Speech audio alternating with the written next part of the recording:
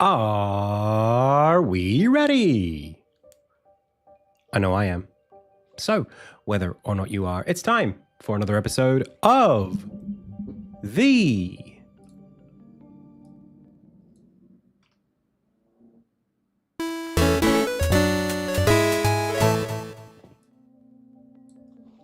Indie Tales Game Dev live stream. Hey, my name is Adam. You are the Pixel Pals. I've already said the name of the show, so without further ado, it's time to go. Welcome everyone to the Monday edition of the stream. Today, we're going to be doing some more Insignia dev, of course. I've got my Insignia jumper on, ready to get into it. Over the weekend, I did a recording of a video that I would love to share with you, but I've decided I'm going to re-record it. So maybe we'll do that on the stream. I don't know. It's certainly something that I would be happy to do. I used to do that in the past, so maybe we will do that later today.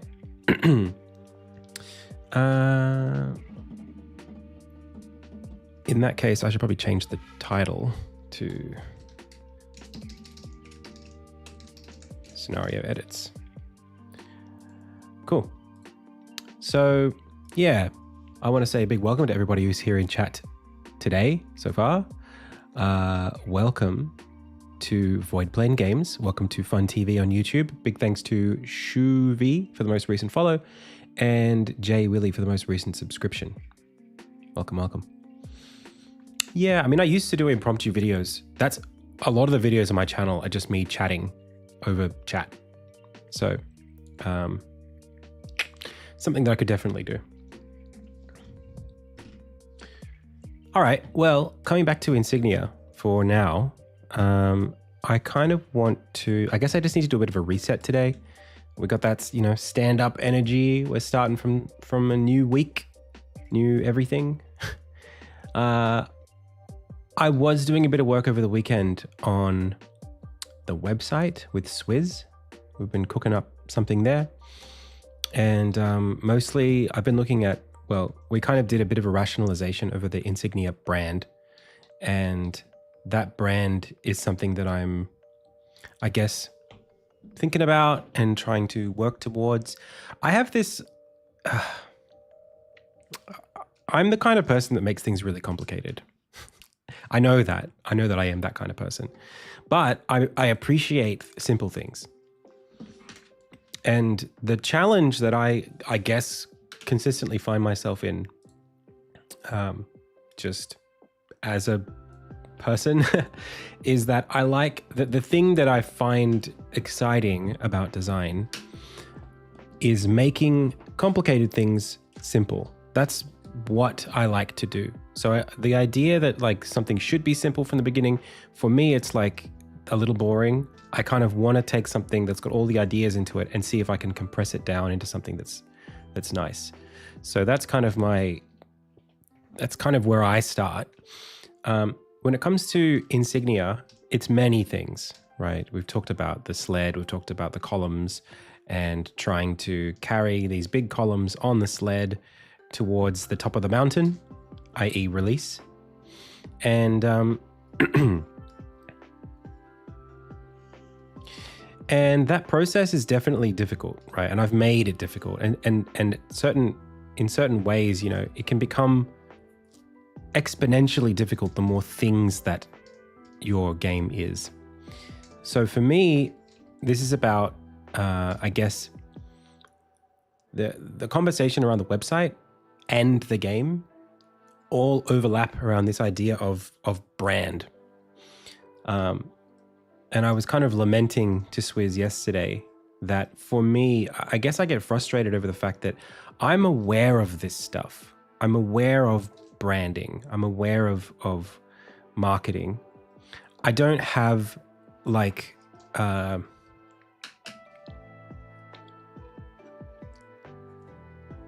I guess I'm not the kind of person who would try to solve marketing for my game starting from the marketing first. I really believe in building something that is both accurate to what the game is, and I kind of feel like, you know, if the game is valuable, then the marketing will be easy. That's kind of the heuristic that I use.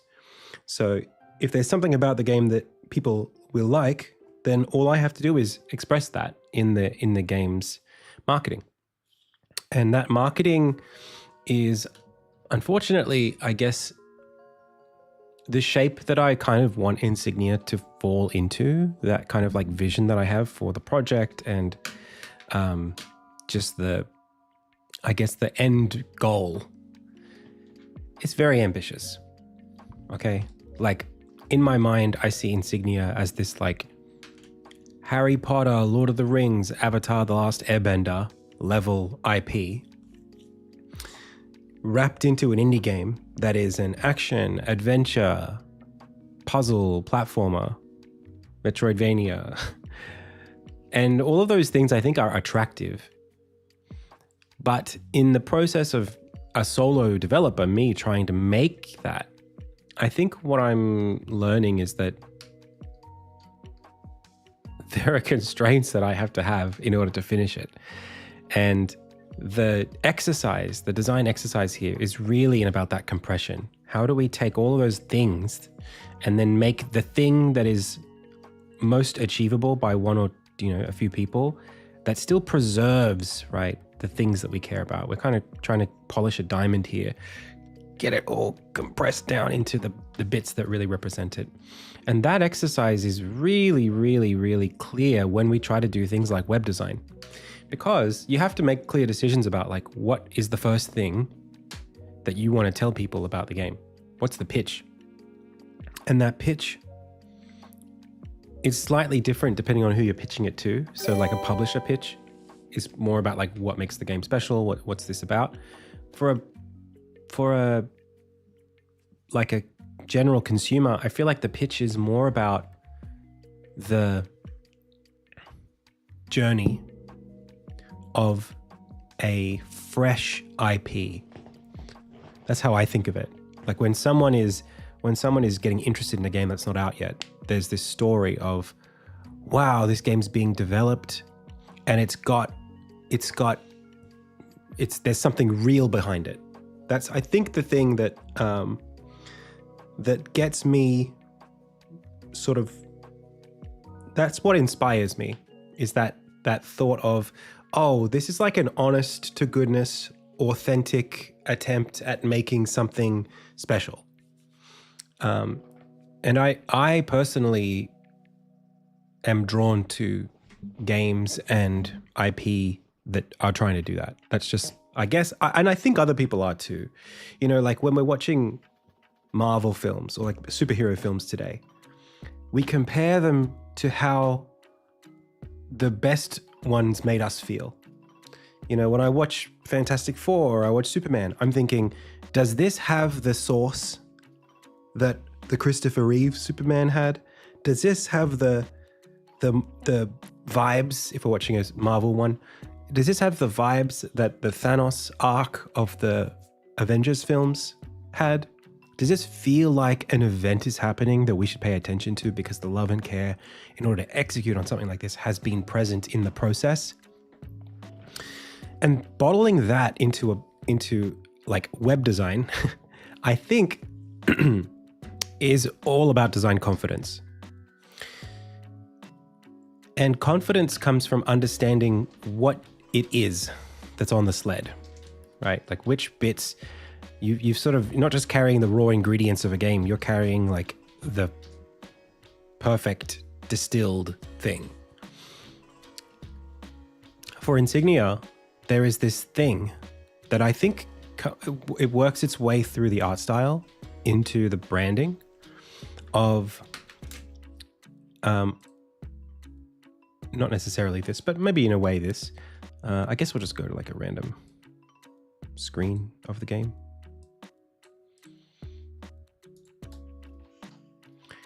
when I think about what Insignia is and when it's doing it right, there is this consistent feeling of energy well spent. Like the background here, the midground, very flat colors, very conscious lines, you know? It's the contrast between the empty spaces that give the whole space feeling. Knowing where, like, yeah, I guess the distinction between like negative space and positive space, and knowing where the detail needs to go, such that a small team could make a big adventure. That's the kind of vibe I think that Insignia as a visual identity has to have. And it's unique in that a lot of games don't go for such a grand vision with small resources, right? If I had fewer resources, I would go for something, I should have gone for something simpler.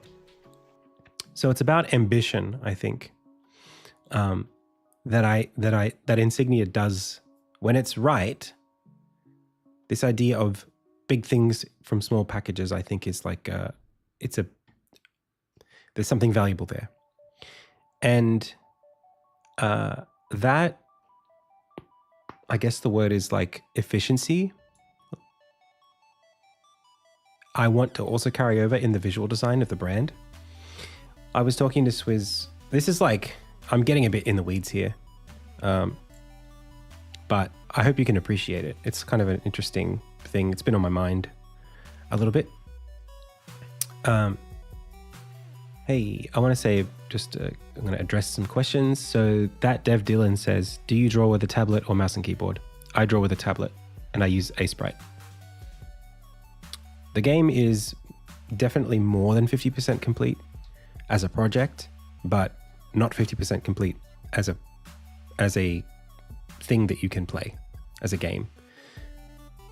We're getting pretty close, but I basically am still, where I am right now is really, I'm in this place where the game needs to know these questions about like, what exactly do we have something special, you know? And are there any unanswered questions? If the answer is essentially, we know we have something special, we don't have any unanswered questions about not just the identity of the project, but the process as well of how we make it, then I can go into the production full phase, and then we can just start working on getting the game finished. But this development, this IP development process or process development, where it's like, what are the workflows we need? What kinds of things can't the game have in it? You know, maybe what are the things that we definitely won't do? We're still kind of solidifying those. We're really close, but we'll talk about them a bit more today. So back to the web design question. The visual brand of the game, you know, it's a pixel art game, but why is the key art sort of more anime inspired? Well, there's something, I mean, it's trendy, first of all, to brand an indie game as an anime in terms of its visual design. And I'm going for something that's original at that, in terms of the proportions of the character, the way that it's drawn. I'm sort of splitting the difference between Eastern and Western design. But there's also this question of anime also has constraints. It's also a medium where lots of ambition gets compressed down to a small few people's amount of work. And typically they compressed in two ways, color and frames. So there is something about flat, hand-drawn something that makes its way across the pixel art into this, well, an opportunity for us to try in visual design. But I'm a little bit held up by the workflow of it, of building the brand this way. Like, I don't have a great workflow of creating this kind of asset in a professional, polished way. And I'm actually in the process of, I'm about to hire like a key artist to produce a lot more art for the game, for the brand. And this question of, okay, what are the textures of the brand? Is it pixel art? Is it cartoon? Is it high resolution, kind of very textured, brushed, painterly stuff? What is the style that we use to communicate how the game feels in spaces where the pixel art isn't, well, when we're not just using game frames. And I'm going to try, I was, again, chatting to Swizz last night, and I decided that I'm going to try leaning into the pixel art, actually. Flat, but with pixel art colors, basically. So like, imagine like, we're not using colors here. This is just two tones. If the website used pixel art assets that could scale well, still nice fonts and everything, but just for the perimeters, I guess for me, this is something that I get a little bit, I'm so, what's the word? Passionate about it, terrified by it, excited, exhausted. It's the thing that I get worked up about, which is, we look at other game websites, for example, and I find this website, one sec. I find this process of distilling a brand really, really, it's exciting, and it feels like a challenge. It feels like its own mountain, in a way. Looking at other games. This was from like last year or 2 years ago. We were looking at some other games, and like Owlboy, for example, it's a really interesting one, because it's all high quality painterly textures, right? We're not doing the thing that I'm talking about, or I'm trying to do more with less. It's there's a lot happening here. Like when we look at the background textures, this is all really painterly. And there's a lot of detail. I mean, even in these little puffball things, lots of detail, lots of variation in color and texture. Some of it's flat, like this key art here has some flatness to it, but there's a lot here. And in the pixel art as well. I mean, you're seeing the dithering here on the edges of things. I can't produce this, not reliably, for a game as big as Insignia. And maybe there's something in like that only the boss has this level of detail, but maybe the characters don't. There's expertise here when it comes to knowing where the detail needs to go that I just don't really have a lot of. I don't have that experience. So for me, I'm sort of trying to commit to something that is more straightforward. Looking over at something like Hollow Knight, there are constraints here too. Hollow Knight doesn't go very far with its web design, right? It's really simple. And I think that also works in its favor, kind of like let the art speak for itself. And inside of the game, there's a lot of very specific decisions being made about where the source of color comes from, where the detail comes from. Iconoclasts is another one. Now, this is a solo game. So let's look at the difference.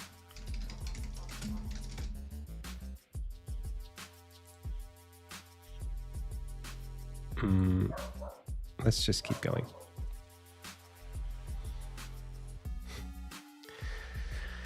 So Iconoclasts, right? It's more pixel art everywhere, and it's pixel art at different scales and resolutions. And it's sort of, the web design's a little bit, maybe I would say a bit amateurish, not trying to take a dig, but just, that's just kind of where it's at.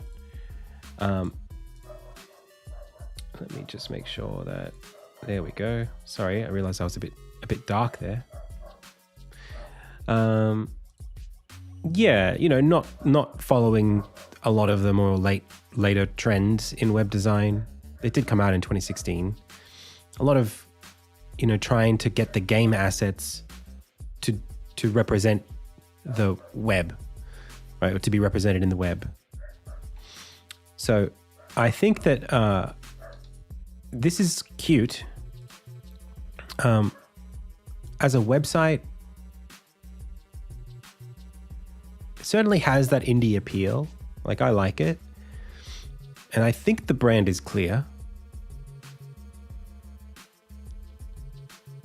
Though I don't think it's the best website it could be in terms of its design. There's another layer of this, which I guess I need to be considerate of, which is that I am not very confident. As a developer, as a director, as a person, I'm not that confident. I probably should be, but I'm not. And I think that it does affect my judgment a lot when it comes to doing this kind of thing.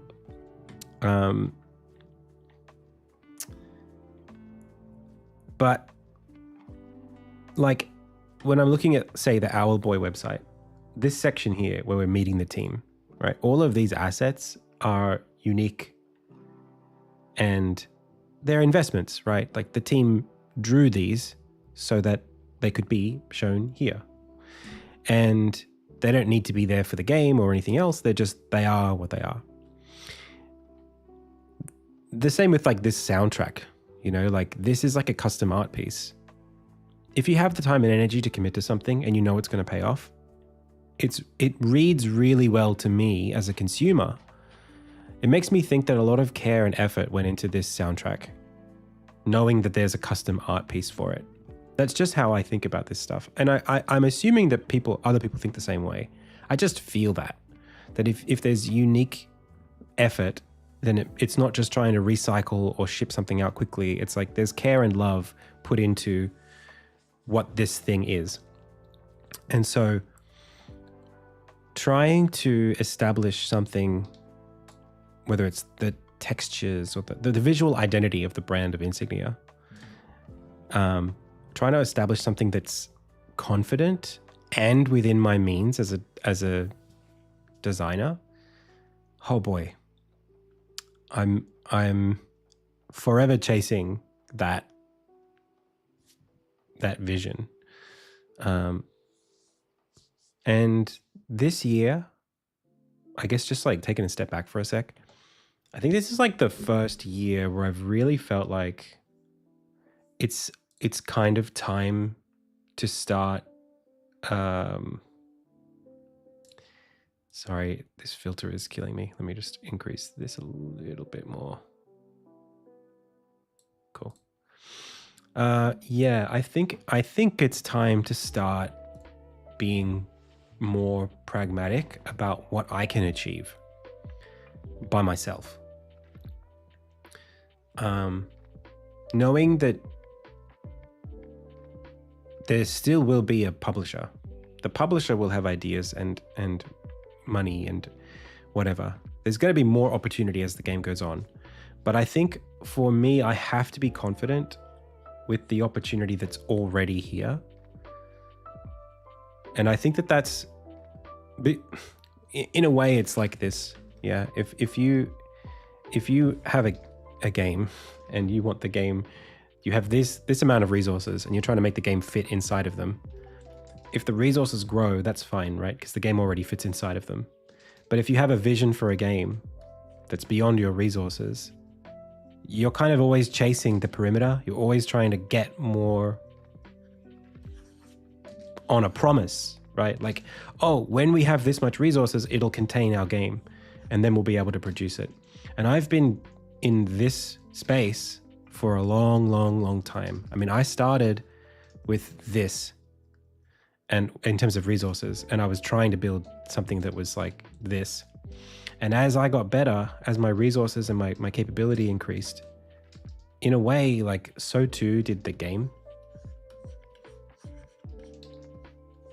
Right? The game's getting bigger, even though I'm getting better as a developer, better as a director, better as a designer and artist. And it's sort of at the point where it's like, we're almost here. We're sort of here, we're almost here, and I'm starting to shrink this down. So like the resources are going up and the game is getting smaller. And I think that's the right direction. We're almost at the point where the game's resources can outstrip its needs. And if a publisher comes along and adds a bunch more resources, great. We're still going to make a game that's within our means. Certainly within my means as a director. And I think this is where it's getting a bit... I've had to grapple with this emotionally a little bit in the last couple of weeks of my quality of life, my ability to direct this game to release is wholly dependent on me not burning out emotionally. I need to be okay doing this. And I'm moving into a phase of my life. I'm like turning 34 this year. Moving into a phase of my life where like I don't want to be putting a bunch of stress and risk on my family, you know, or not having kids, you know, because of the risk, because the game's not in a financially stable place, or my business, and having my personal life be compromised by the game. I don't think I'm prepared to do that beyond the amount that I'm already doing. Like I'm already compromising a lot. And I think, you know, if we look at the 8-year timeline of Insignia, I think like at 25 when I started, that's great. Bite off more than you can chew, do what you want. It's just that like at a certain point, you know, what do they say? The crow's coming into roost, or the cows are coming home. At some point, you know, you have to sort of understand how much more flex you have and what you want to do with it. Because if you don't have that many more resources, you can't just, especially if the cost of doing what you're doing is not going down. If the costs are going up and your energy is going down, now you're going in the wrong direction. So for me, the level of like certainty over time that I need more certainty over time. I can't deal with less. Emotionally, I can't. Even if like as a designer, you know, I love to design my way out of a corner like this. You know, as much as I love to make it complicated and then find a way to make it simple, at some point I can't be making it any more complicated. It just has to be simpler all the time towards release. And that's scary for me, for sure. Super scary. Because compromises mean being definitive about what you're doing means not changing it. And having the confidence to not change something after you've done it means being okay with the outcome if it's not what you wanted it to be. And I don't think I am. I still don't think I'm okay with the outcomes if the game doesn't meet my expectations. And I don't have the confidence to know that it will meet my expectations if I just one-shot it from here. If I just like pitch to a publisher, ask for all the money, go through the cycle of the 2 years or whatever, and just do it. I don't have enough confidence that it's heading in that direction. Which is, I feel that way with a sense of certainly intellectual honesty. I think that's the case. But I also know that I'm not the most unbiased person. I know that my head gets to me and that I can get a bit fixated.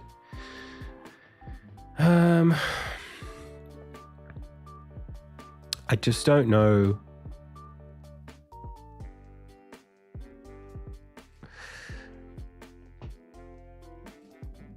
There's this thing in UX design. I mean, it was this case when I was doing UX design, which is when you listen to user feedback, your job is to interpret it, not to take it wholesale. So a user might say, I want this to feel fast. What they mean is they want it to be responsive. There's things like that where it's not, people don't always know, they're not designers, right? So they don't know how things can be different or what the rest of the needs of the project are, right? They only speak for themselves.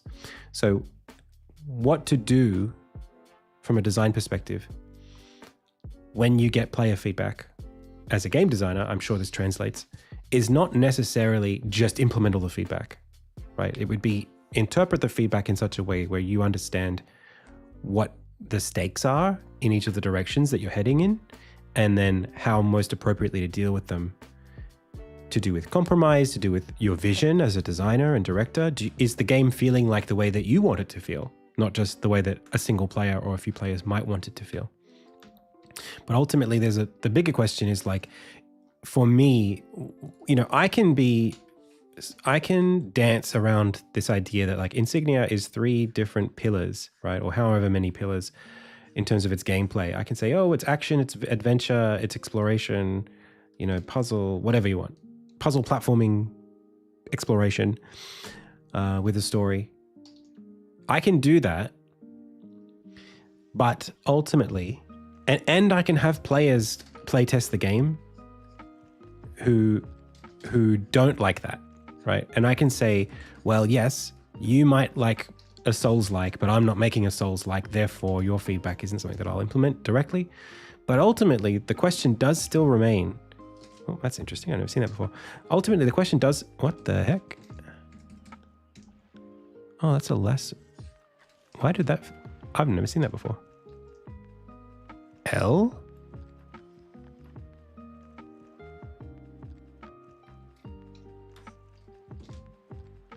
Why are we filling right now?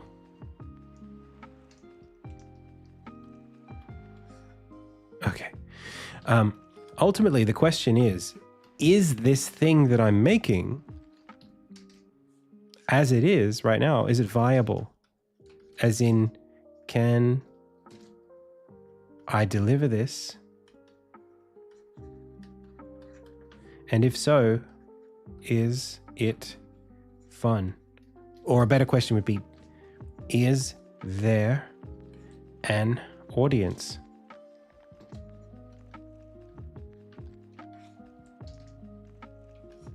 That would meet my sales expectations.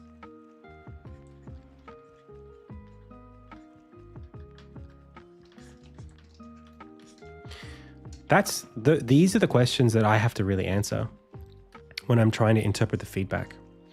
And I think the shape of the game right now, I've been doing, I sort of find myself when I'm on social media, scrolling through TikTok or whatever, I find that the algorithm's doing a good job of interpreting my insecurities.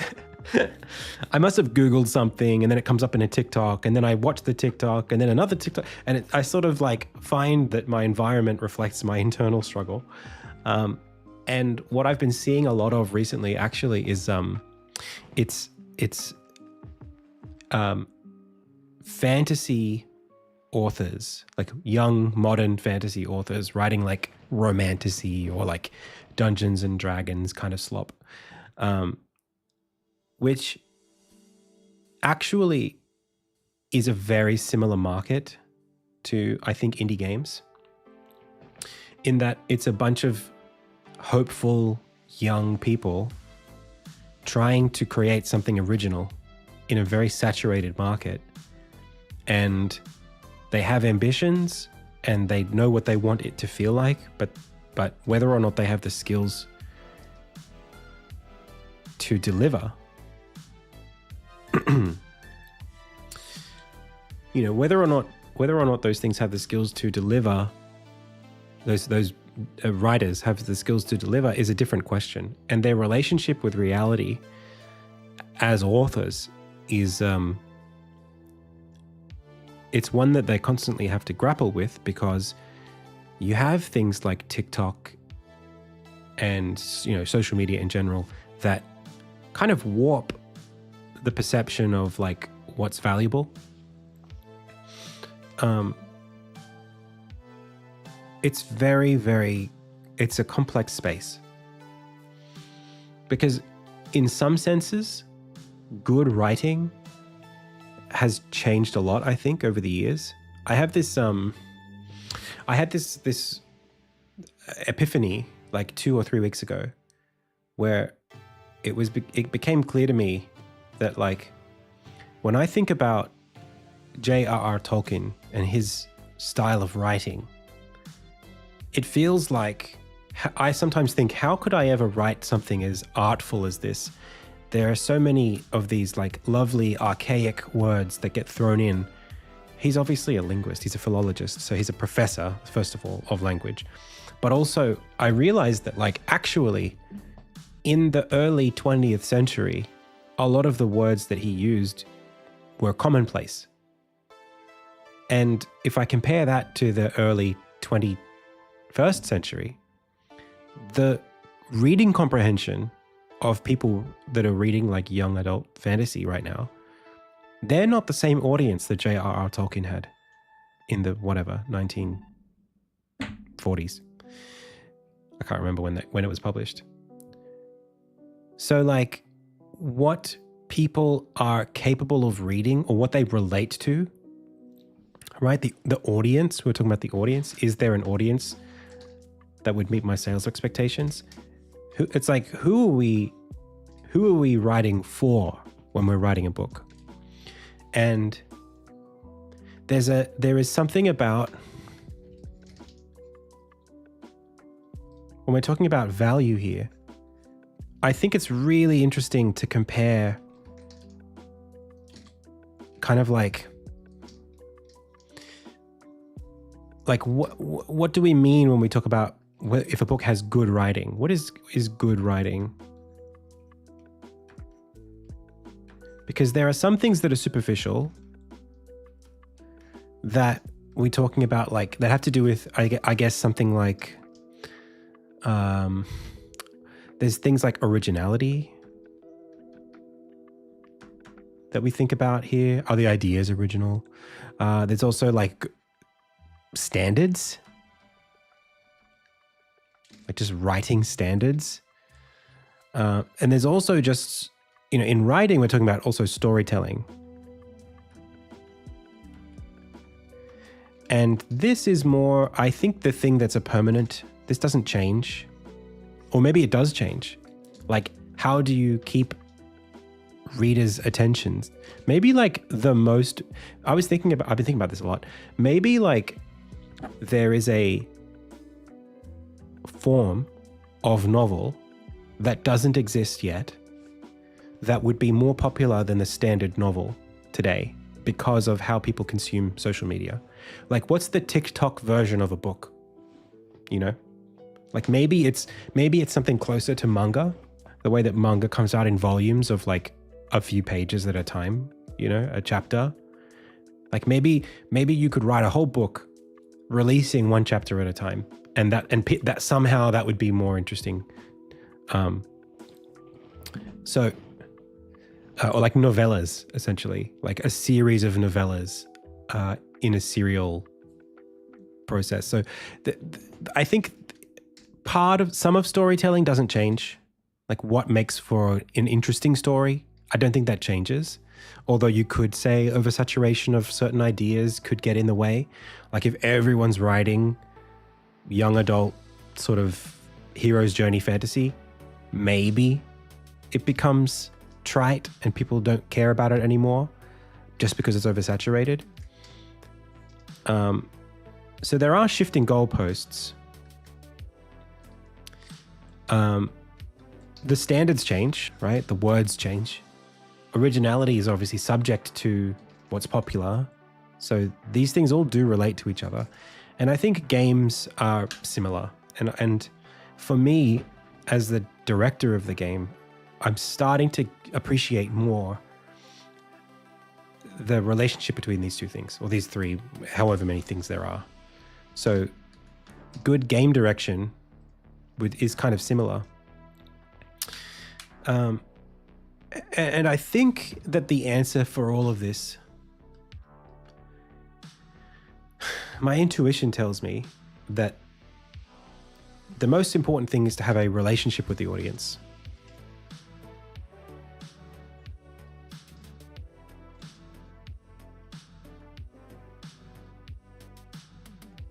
So this is all subject to the audience, right? It's subjective based on what the audience feels, right? Does the market agree that you have something that's original, is of a high standard, and has good storytelling or whatever?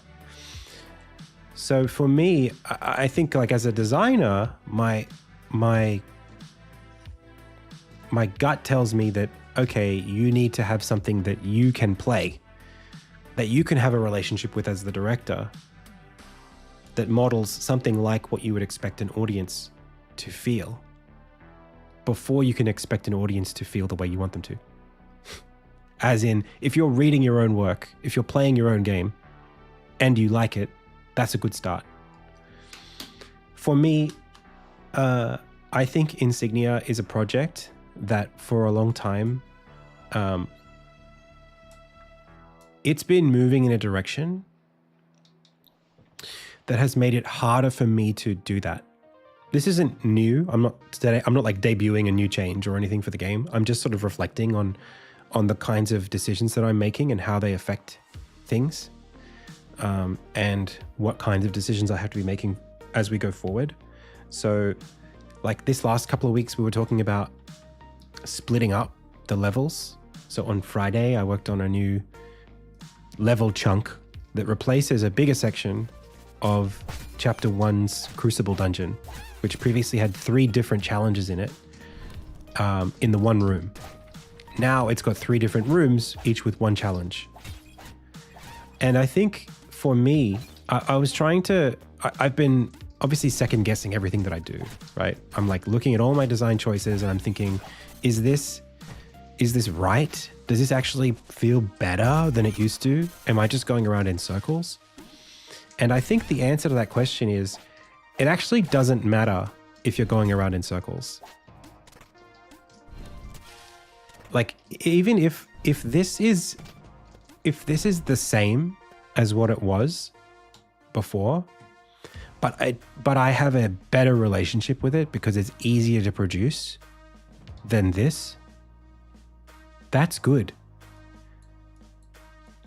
Like, it's okay. As long as I'm moving in the direction of having a better relationship with what makes a valuable product for my audience, because it's easier to produce and easier to playtest, easier to change, that's better than having something that's good enough, but that I think is good enough, but actually I have no way of knowing because I'm terrified of showing somebody, because if I had to change it, I would fall apart because it's too hard to change. Like, I can't do that. Hey, Saffrons, welcome. How you doing? So for me, that's like the thing that's kind of underscoring all of my current work around Insignia is like, how do I make this easier for myself? And does this give me the space to have a better relationship with the story? If I can't get those 2 things right, I'm going to be in trouble. Exactly, Captain Wiggly. You nailed it.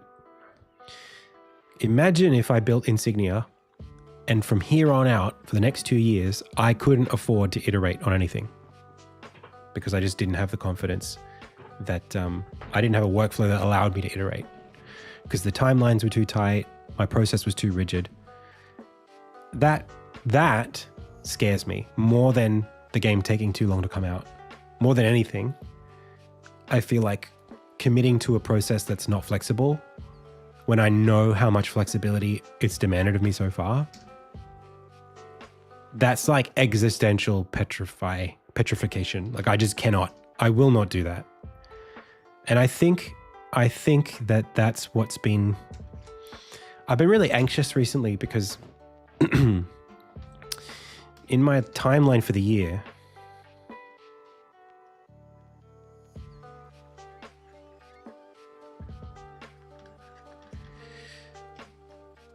you know, I kind of thought, hey, like GDC is in March and I'll get a publisher conversation started and we'll sort of finish by July. We'll have 4 months of chatting and we'll have something signed.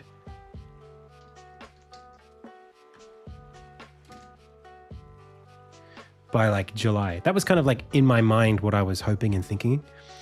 And something happened during this period, is still happening, where I found myself making all these changes to the game. I still haven't sent a build to a publisher. Is that crazy? Given that I was at GDC showing a build to publishers, letting them play it for a while, but afterward, I just didn't feel the security to send it to anybody.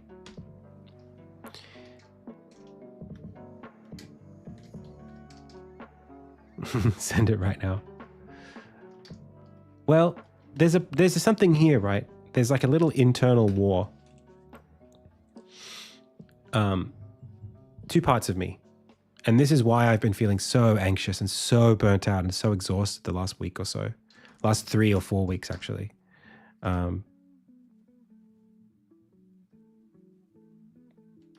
It's basically this.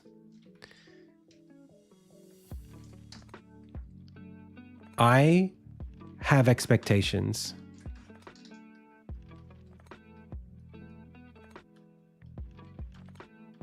These expectations come from me as a person, as a producer of the game,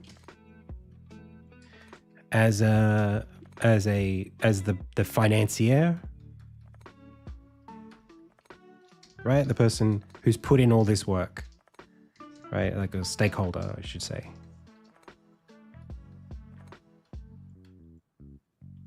Like in my personal journey, this is what I want to happen. But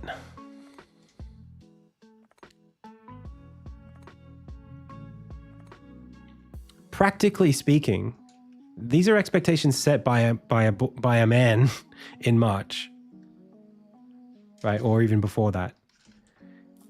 But I have to be responsible, not just for this guy and giving him what he wants. I have to be responsible for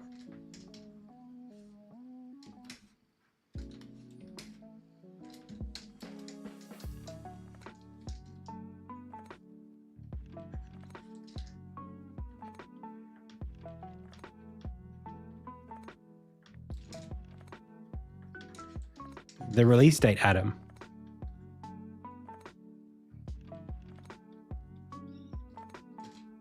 I have to be responsible for him too. I can't just make this guy happy today. Especially because this guy, August Adam,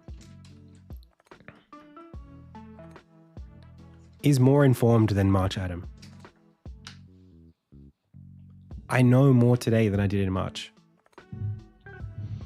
And in March, I hadn't spoken to any publishers yet. I hadn't heard about their expectations. I hadn't heard from them about the kinds of questions that they would want me to answer.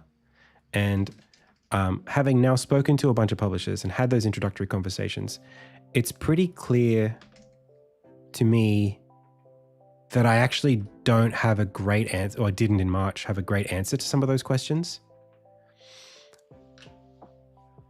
Particularly around delivery. I didn't have a strategy. I had a strategy that looked good on paper, but not one that I personally had a pathway of executing on.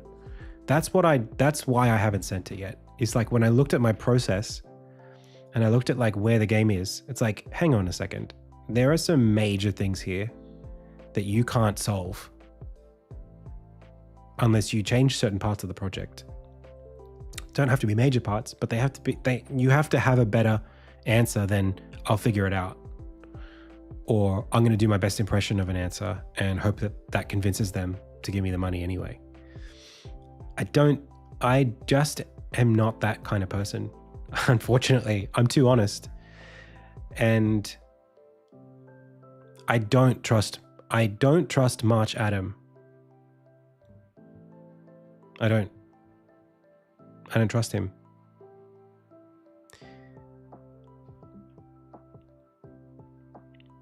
I trust I sort of trust August Adam a bit more.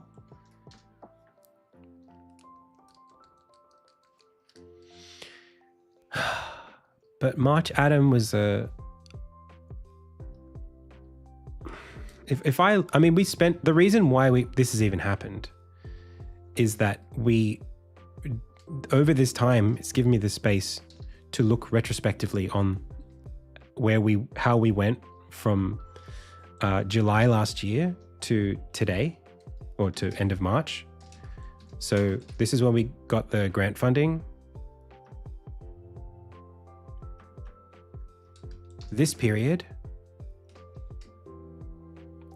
was not amazing as a production. I worked well with the team.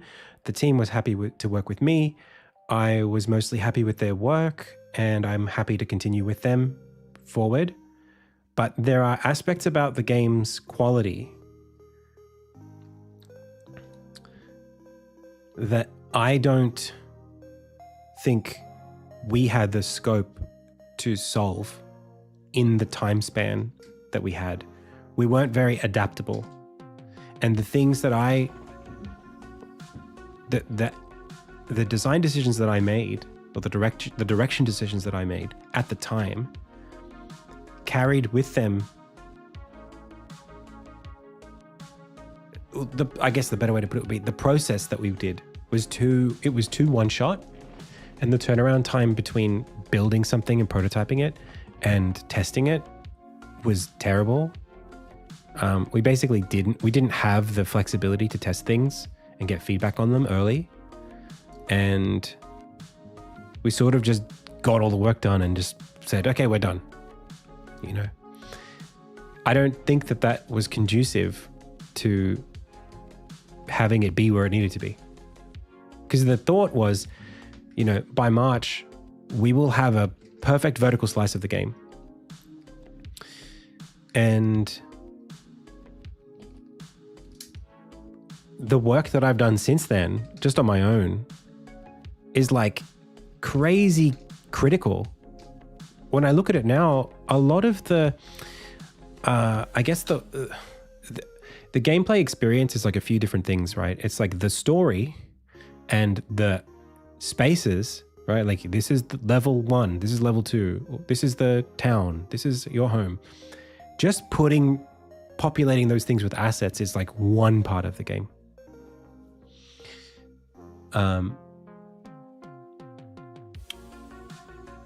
But making sure that there's a compelling game inside of that is a whole additional thing. And one of the things that we did not have the space to consider was the long-term gameplay feeling. So there's the moment-to-moment storytelling, which is one thing. But a game that's going to have any kind of exploration, you know, if it's got any kind of backtracking, or any kind of permanent progression, right? All these layers where the player is sort of like exploring back or going off the beaten path, all of those things, it's like a big part of the experience, actually. And for a game where the assets are so expensive to produce, you want the spaces to have replay value or reasons to take the player back through the spaces, and you want that experience to be good.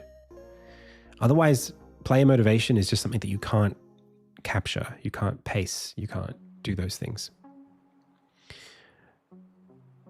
So for me, the getting the player feedback when I started to actually test it with players, that the pacing wasn't on, I started to pull at the threads and notice like, okay, why didn't we have good pacing? It's like we did all the things. Why does the synopsis that I wrote for chapter 1 not map to the fun that I think that the game should feel?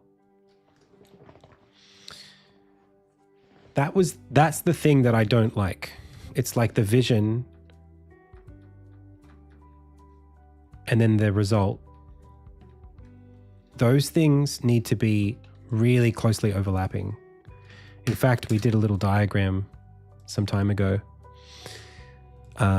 talking about this exact thing. Where is our little world layout and storytelling? Was it this document? Or was it the production doc? Actually, it was the production doc. This. So this is the vision. This is the outcome. The blue is the overlap between those two things. The red is the stuff that I had to do beyond the vision. And the red on this side is the stuff that was in the vision, but didn't actually make it in. As in, I thought I would, like I did this, but I ended up chucking it out. This is like waste. So maybe these should be the opposite colors, but you know what I mean. Neither of them are good. You want it to be one blue circle. So we went down this path of asking ourselves, like, why didn't this work? And what can we do to make it easier to align those things?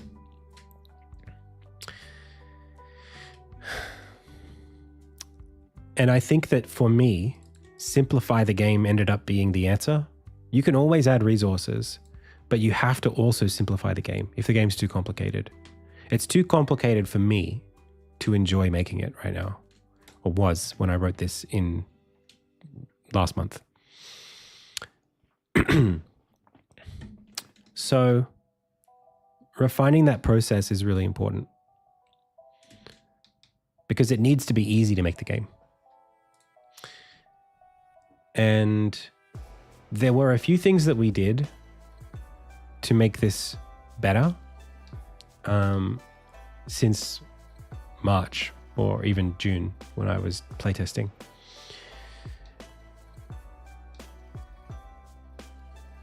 Those two things are, one, make the world more modular, and two, make the pathing less linear.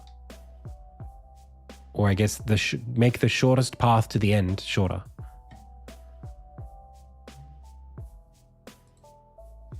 I've also added fast travel, which allows the player to control the pacing at their own pace. So a few things have sort of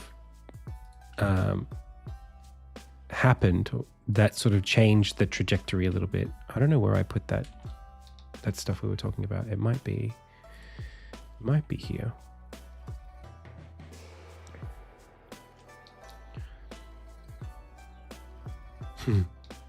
So yeah.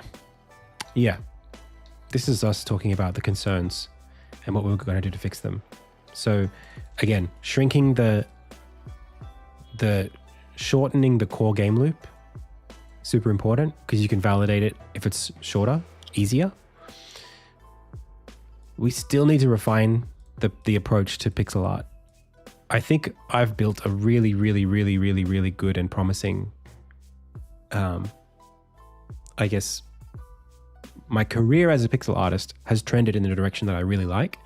And I think I can do more to create more interesting compositions with more inspiring backgrounds without adding more detail. It's more just about where the detail is.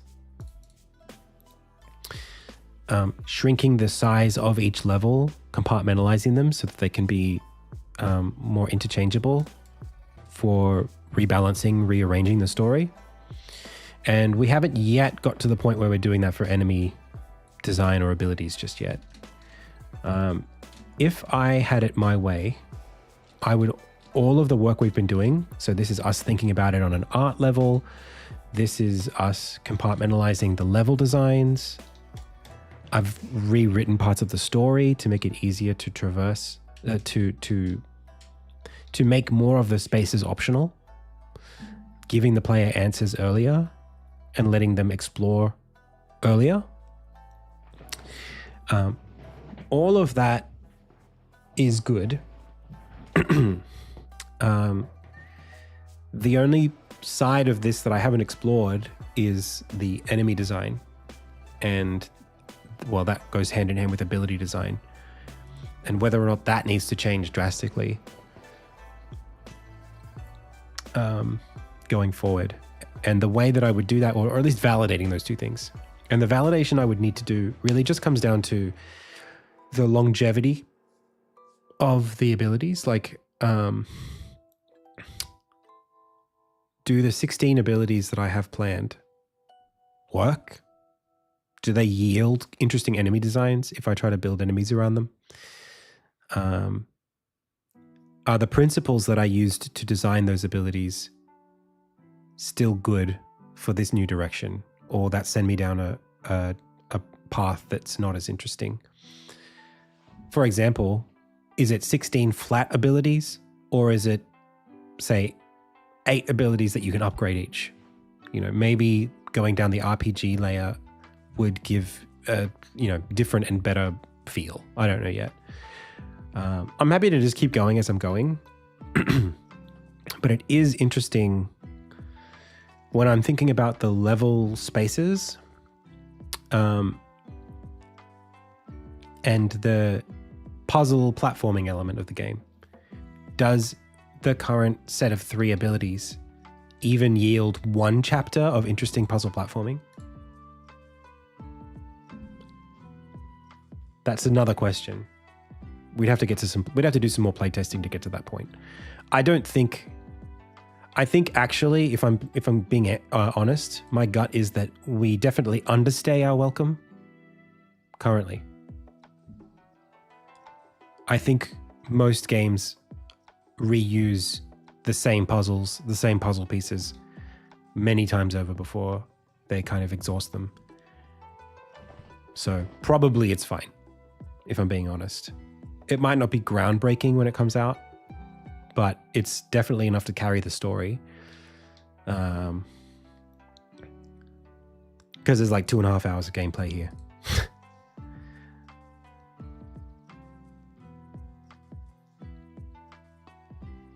So maybe I shouldn't worry about it. I do just think a lot about like, like if this is the flame tutorial, right? This is flame charge.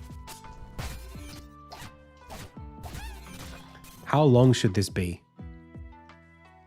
This section.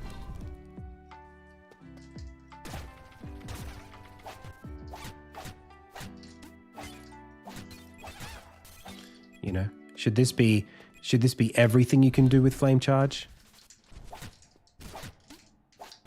Right now it's like, I could have 7 gaps you have to cross. I could have like 6 of these, basically. It's like just getting longer each time. I could have sections of the floor that break away, so you have to just be able to do it really quickly. We've got 2 jumps here. I've got another one here where we go up this and then use the jump and then use the charge. Lots of little things we can do to sort of spice it up and make it interesting. Another gap here. It's like, well, how many things can I do? I can do A and then B, I can do B and then A, I could do A 3 times. Why does that do that? I gotta still figure out why that happens.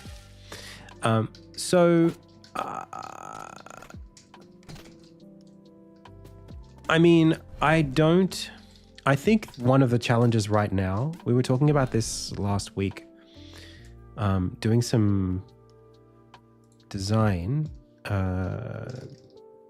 This was castle.ace. Mock up old castle concept. Maybe it's this one. Yeah, when doing this, we have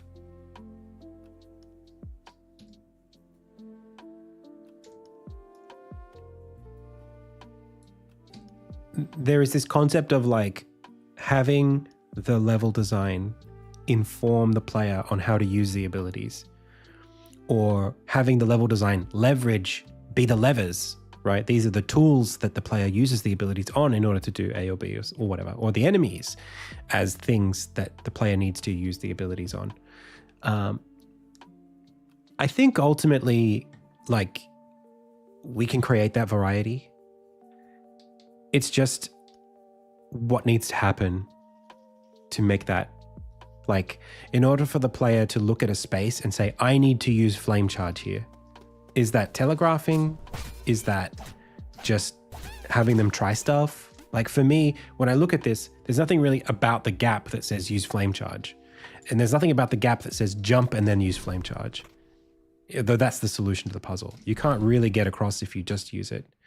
And if I shrink it so that you can just stand here and use it, is that actually long enough that you couldn't just run and jump anyway?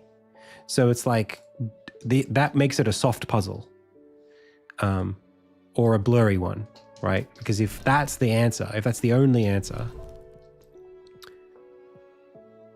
it's not obvious that is the only answer. And, you know, it almost feels like you don't need to use it.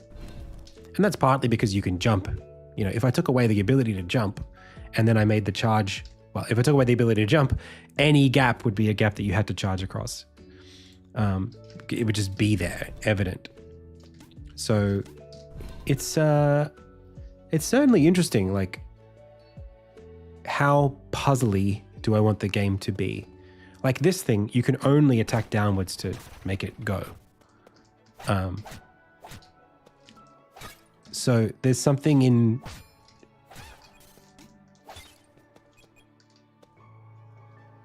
the balance between giving the player the choices,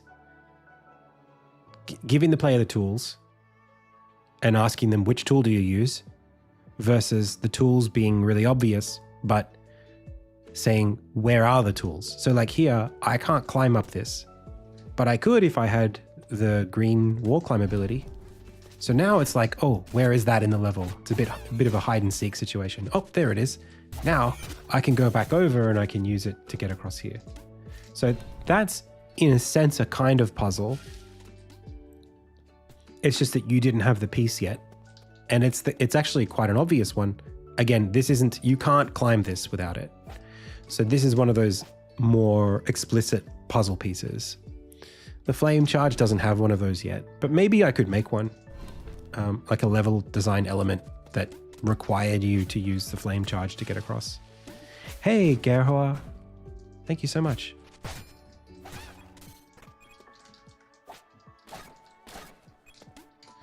You know, maybe there's things where if you charge them, you get a second push. If like a little flame lamp or something, if you light the lamp with the charge, it boosts you again or something.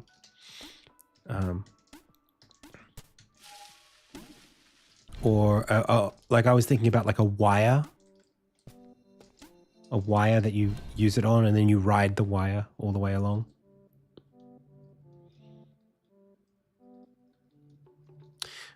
Gordolani says, and the new Donkey Kong game takes an interesting approach where it often reminds you with a mini video about abilities that you can use. Yeah, so like that's something where I think that Donkey Kong Bonanza as a puzzle game, so far, what I've played of it, it's not the kind of game that I would want Insignia to be.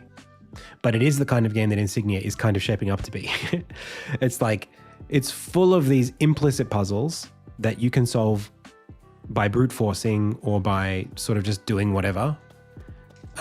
Some of the puzzles are more explicit, but I guess the question is, what do I want? Do I care? Does it matter to me that Insignia's puzzles have like very explicit solutions? I guess if I'm being like super, what's the word? If I'm being introspective about it, I actually think that it's mostly just that I want the game to feel clever. That's pretty much it. I just want the game to feel clever.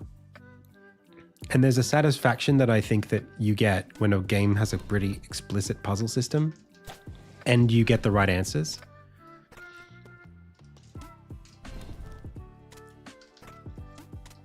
But I'm starting to think that the game right now, as I've built it, doesn't have enough opportunity to, and it's part of it's like the camera, like just the size of the screen. You know, if I wanted the player to be able to do this, for example, right? This into that, if that was a real challenge and there was like no anything else you could touch, like that was the next platform to jump on from that. If I wanted to introduce that puzzle to the player, the camera would have to be really, really good.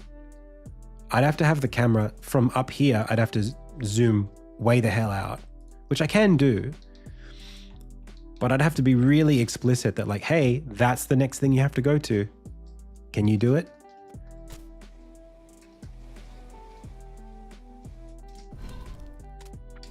It's cool, but it's not the skill gap or like the extremities. It's almost like this is the system that I've created. This is what you can do easily as a player. And what I would want is for like there to be a lot of stuff inside of this space and then some stuff spread out across the difficulty spectrum. But right now, instead, it's kind of more like, it's like,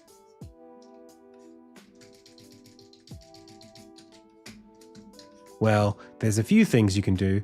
And then like the rest of them are just like really difficult because it's not obvious how to interact with the system, or it requires a lot of precision because of gravity, because of the camera, because you're fighting a lot of different things. I do have a green screen, yeah. So these things they are important questions in asking ourselves, how do we make the game easy to make? Because if I made the game more explicit, right?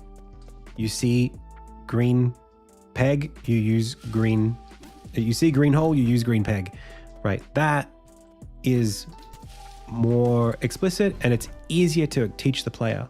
And the rules are clearer, so the anticipation is easier to set up. And so the satisfaction is easier to reach, right? It's easier to make someone feel satisfied. If you tell them, do this, and then they do it, it's like, well, good. But if you do it and they sort of do it, or they get the right answer, even if they didn't think that they did it right, those feel bad. Those don't feel like solutions. They feel like accidental things. Yeah, there are enemies.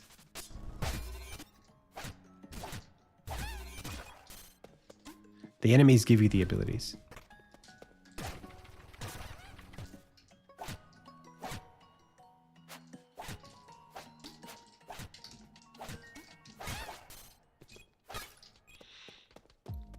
I don't have a red queue yet.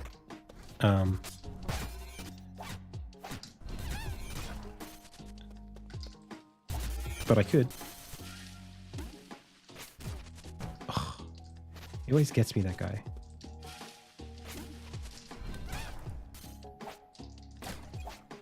Yeah, there's combos and everything.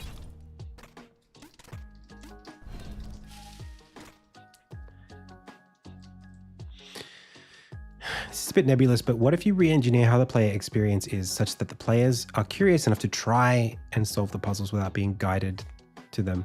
We've talked about how you can do a bunch of UI UX to handhold the player to do what you want, but should the goal be let the player frolic? Well, this is a tutorial, this section here. So I've just given the player the red ability and I've locked them down a path.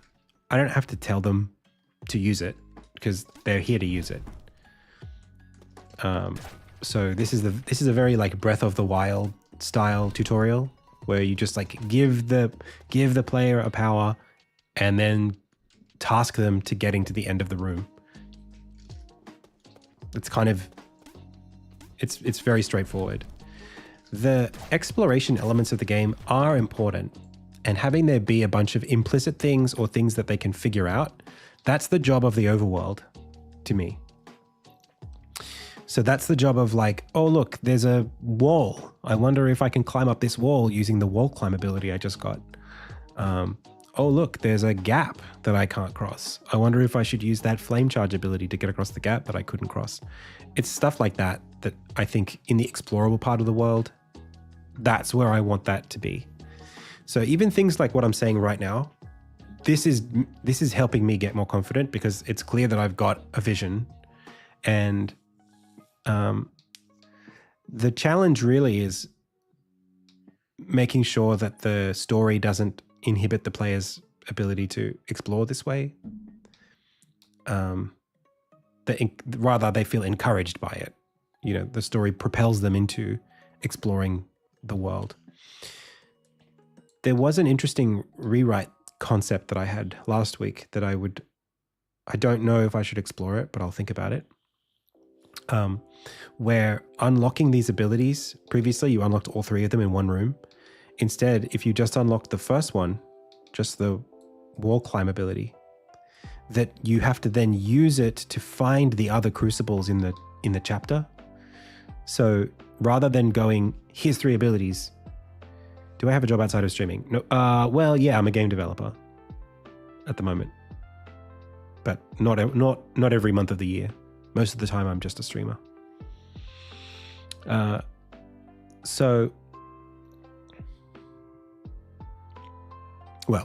Just a streamer making a game. But at the moment, I do have a paid game design job, game development job. So, the idea of forcing the player to sort of make their way over to like another place where they're going to get an ability, I think is valuable because it gives them the space to try out things that they're learning, and it gives them an incentive to crisscross back over the map without them feeling like they're being dragged from A to B. So I'm pretty happy with, I think I'm starting to get it. I think it's starting to come together.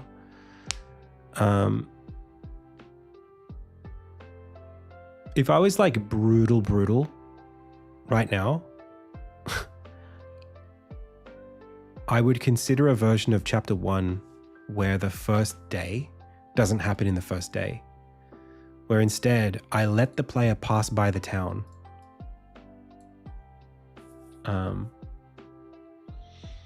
On the first day. So they get to the Athenaeum within 10 minutes of starting the game. And then they get to the first crucible by the 15-minute mark. And then they spend the next hour running through the world and exploring it and doing all the abilities and stuff. That to me feels a bit better. It's really the running around the town and the dog and all that stuff that holds it back right now. If I was just thinking about the tension of the play experience and the pacing, I really think that part does hold it back. And the amount of story is good. It's just I would have the player pass back through here of their own accord rather than force them to experience a bunch of story and then kick them out. And I think I can do that if I force them to go back to Magnus's workshop as part of the unlock process for the different abilities. I think it works. It's just that it's not really configured. None of the story content is configured to be used that way. So I don't think I will be able to make that change. I think I'm just going to have to cop it being a bit slower. There's also some major story things that I can't change. So it is what it is. I could start you in the town. Or I could have the crafting happen on day 2 instead of day 1.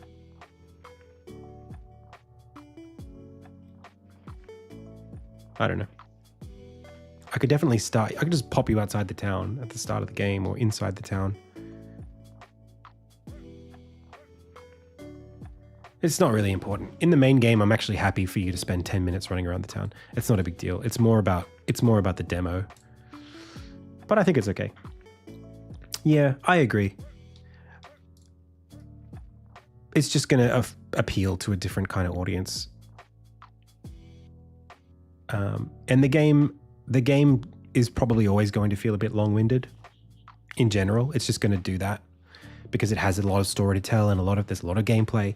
So I think it's okay as long as I'm smart about when I give the player space and make the boundaries clear. Just started working with Sprite and you're planning to make a 2D game. Side scroller or top down? Advice, start with a palette, I guess, and keep it simple. prioritize gameplay over art first.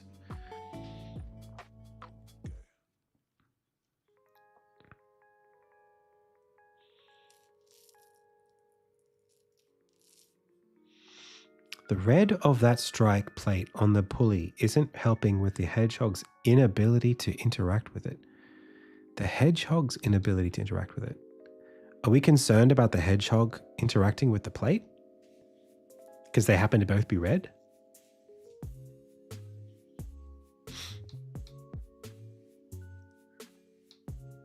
Well, this is another thing. I'm not really concerned about it, to be honest. No one's ever had an issue in terms of playtesting. But there is a relatively important question that you raise that I do think about, which is, if this game was Breath of the Wild, you would see this rope and you would think, I can burn that rope, because everything has a material physics property to it, where there is some kind of like simulation layer where you can, if you use lightning inside of water, the fish die. If you use fire near grass, the grass burns. And the puzzles come from thinking about the system, the simulation in that way, and interacting with it. That's not what Insignia is. Although I may have to lean on some of that later. But I don't think that it's going to be a question of, can I do X with Y? I think it's, what X do I do with Y? So if this thing is something you attack, that's what you do. I don't need it to have all of these emergent properties. I'm not expecting the player to look for emergent properties because I'm not teaching them to do that. So I'm actually okay with that. And it's very common, I think, in classic games to not, invite those kinds of considerations. I think we're like looking at the game from the outside, poking at it, but that doesn't mean that the player will. And all it takes is like, I don't know, what are we worried about? Like, in fact, I don't think there are any hedgehogs near any pulleys anyway. This one, if it's a question of like, what can I do with this hedgehog? Like, should that make the pulley do something? I don't know. I mean, it doesn't really bother me.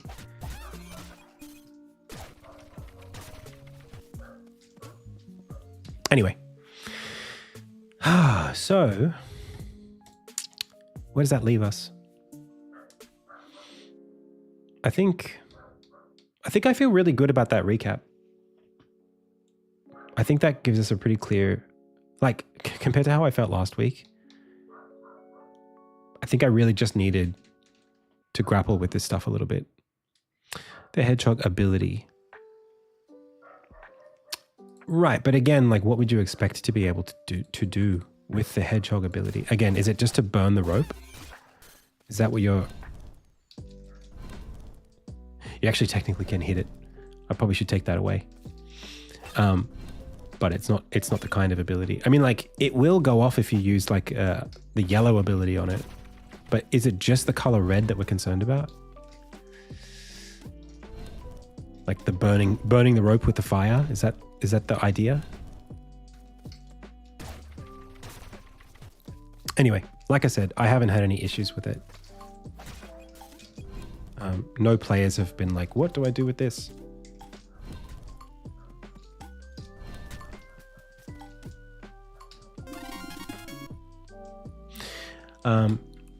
Yeah.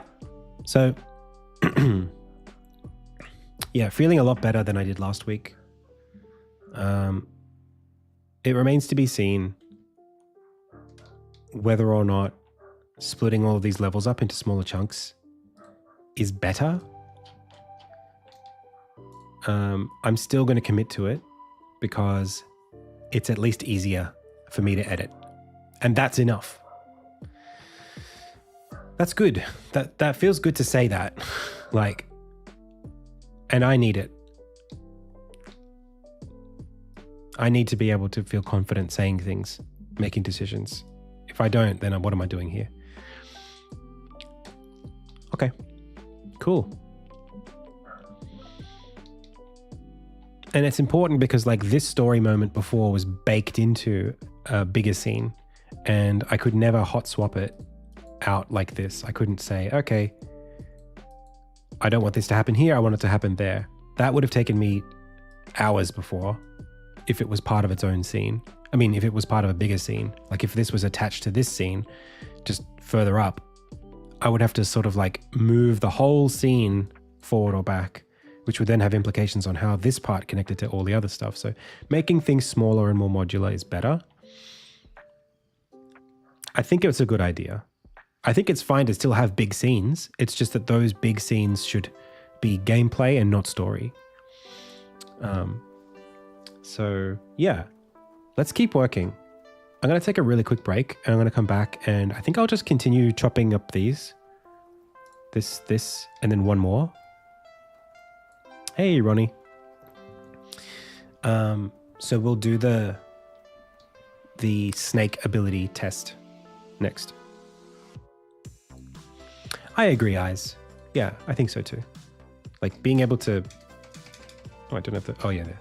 Being able to like pop up in the menu, the map and go, oh, where does this go? You know, and then seeing the levels sort of expand out as you go. It's cool. Does this go?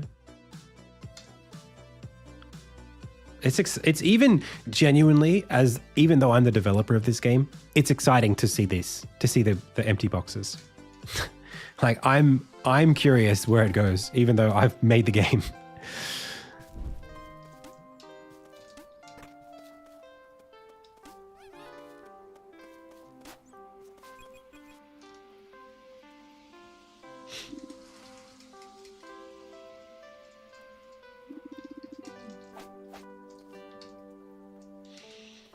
It's the first object that you see in the tutorial for it.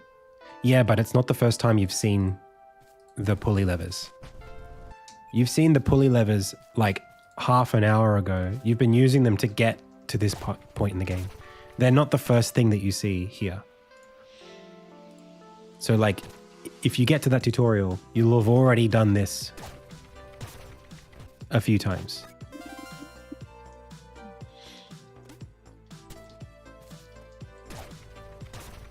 So you've already known, you know that you can use them even without that ability. They're just a thing that's in the game that you interact with.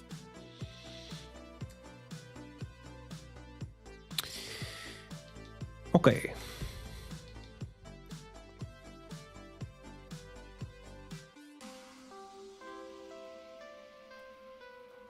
And it's okay. It's okay if it doesn't. And it's okay if the player thinks that they can and then learns that they can't.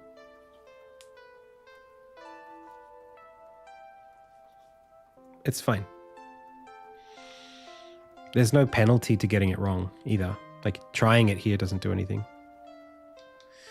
All right. So taking a break, adding this, and then shuffling some stuff around. I think this could take place here. I think the anvil could be sitting right here.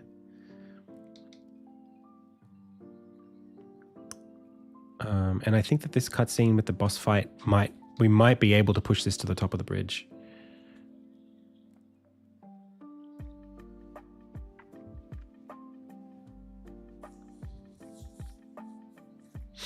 Yeah, this is going to get a bit retooled, I think. I might even split. I might even like take this, put the anvil here, so we're out in the open, and then remove this altogether, or like, you know, whatever. Either this, rather than have this go to this is just there. And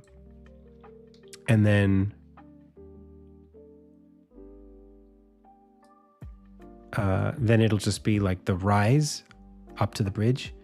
The bridge could even be its own scene that just happens to be like here in the middle, and the rise goes up to the bridge. So again, we'd split this into 3 separate scenes, delete this one and put this one in its place, or put this one there and delete this one. Doesn't matter.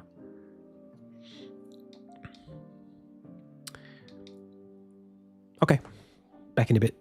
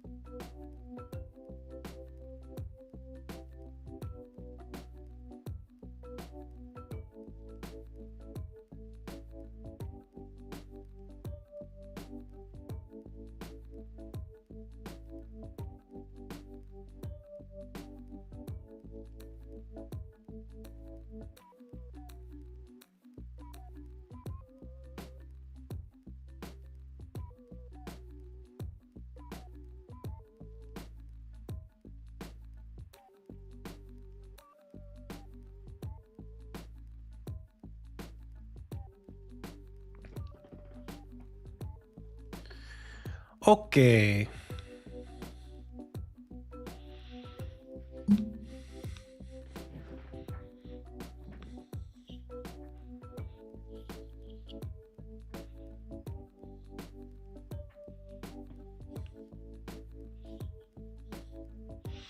How do I draw characters and places that come to my mind in Sprite?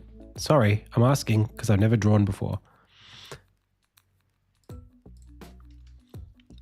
I mean, it's hard because what you're really asking is how do I draw?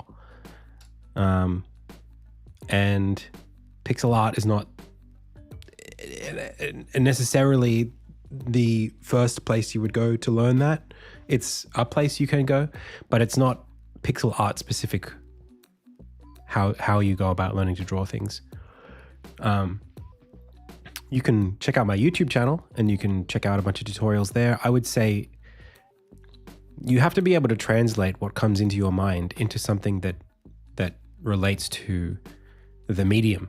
So look at other pixel art things that are similar to what you have in your mind and think about how they produce those things. So if you're trying to render a castle, think about castles or research castles in video games that use pixel art and think about how they render those details. So how do they do the brickwork? How do they do the crenellations? How do they do the murder holes? And then you can learn how you would do them. But ultimately, there's just like hundreds of little fuzzy rules that you learn with experience that you can't just sort of... I can't explain it to you in a couple of words, you know? It's like we're talking about experience here. It's not just... there's no trick. Okay. So coming back to where we are at today, we're doing this level, third level. Okay. So what do we got? We've got dandelion trial. We need snake trial.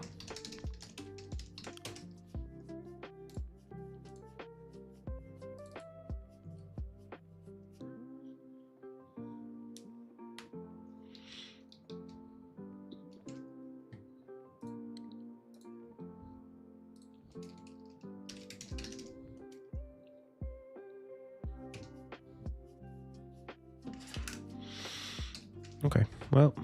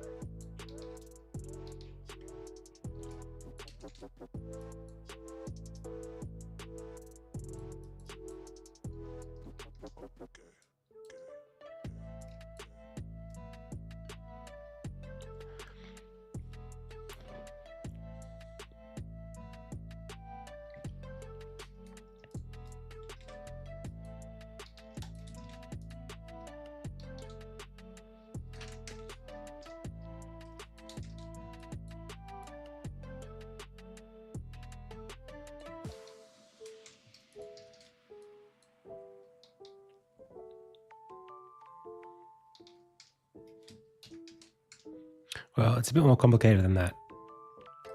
The first thing is if you're doing multiples of 2, then placing something with an even number of pixels at a pixel position will mean that you can center it on that space without worrying about it. If this is, whatever this is, 31 pixels wide, and you place it, the transform in the center, the center of the transform will be, 15.5 pixels across on the x-axis, which means it'll be placed halfway on the grid. If you're using something like Unity, which has, floating point positions for world space. One sec, pals.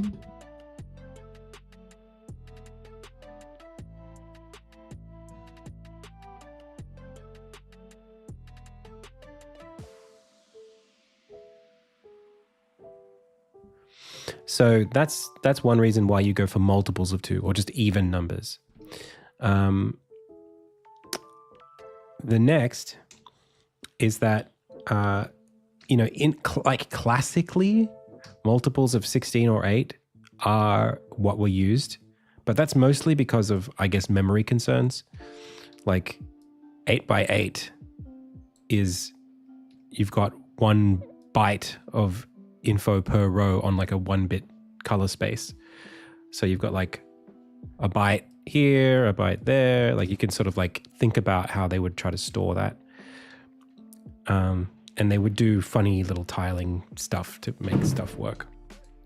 But beyond that, it's just having some kind of common grid is important. Just being able to say, well, I know that my character is this big and I know that 1 unit of tiles is this big. So having the design space be, we'll call this quantized, into blocks makes it easier to design around it. Whereas if everything is different sizes, then anything could be anything, and it's harder to measure how the game should be.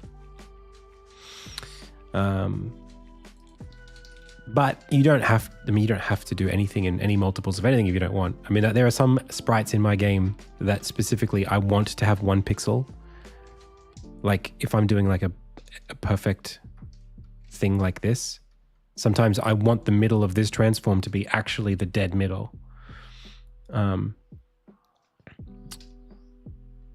But then I'll need to have the transform be this pixel. So it ends up being, this is 5 by 5, but the transform anchor is at 4, 4 or whatever, or 2, 2, because 2.5 is not a position that renders on the pixel grid. So I'll manually place the transform anchor here instead, or here, or something like that. Because sometimes you do want single pixels to be in the center of something. But yeah, general approach, multiples of 2 is a bit easier than doing it freeform like this. Okay. So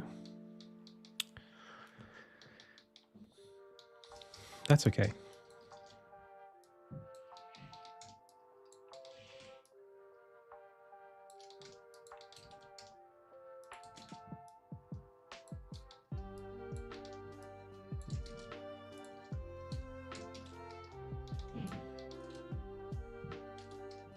This is definitely not going to be enough. More like that. One sec, pals.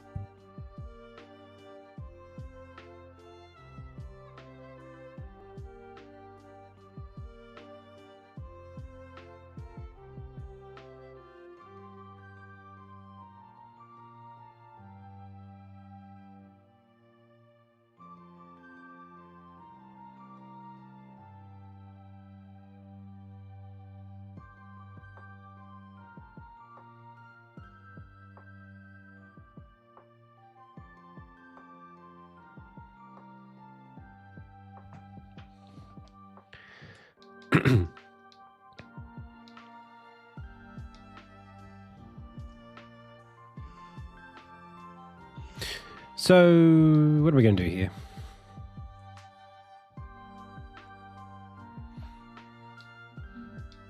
I guess we want to start thinking first about forcing the player to understand that when they use the bounce ability, they can't take both of them with them. That's a big part of it. So we'll put the snake here. We'll put that as like a freebie. We'll put the dandelion vine here, but then another snake thing up higher.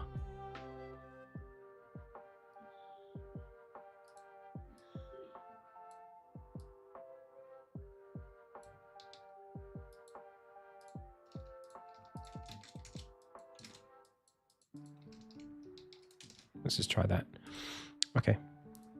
So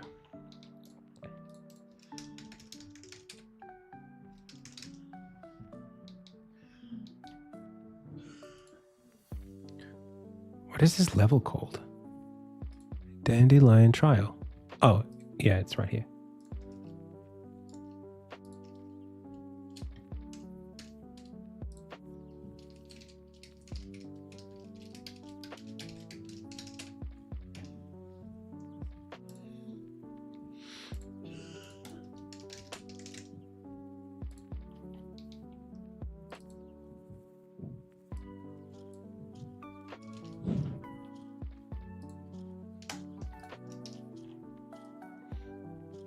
Okay.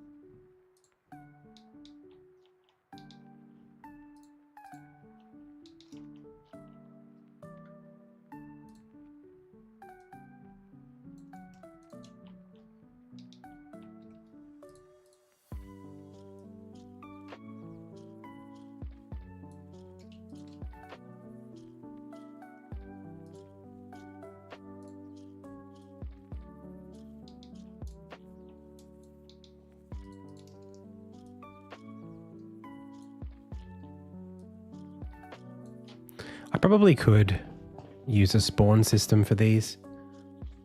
That would be nice. So that I never had to do what I'm doing right now.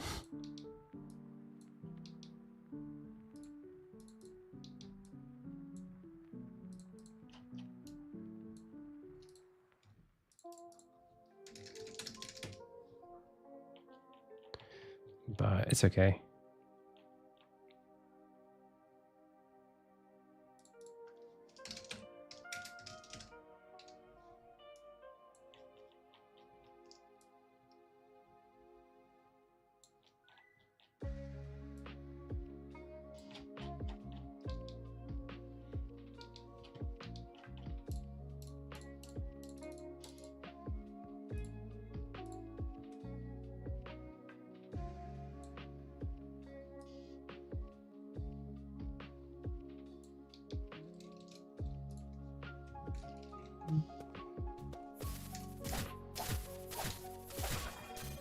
Oops.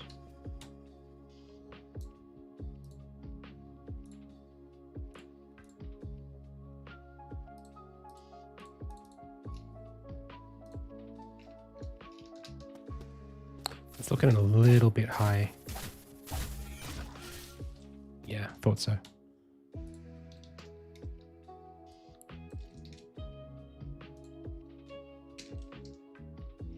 Which means this will also be too high.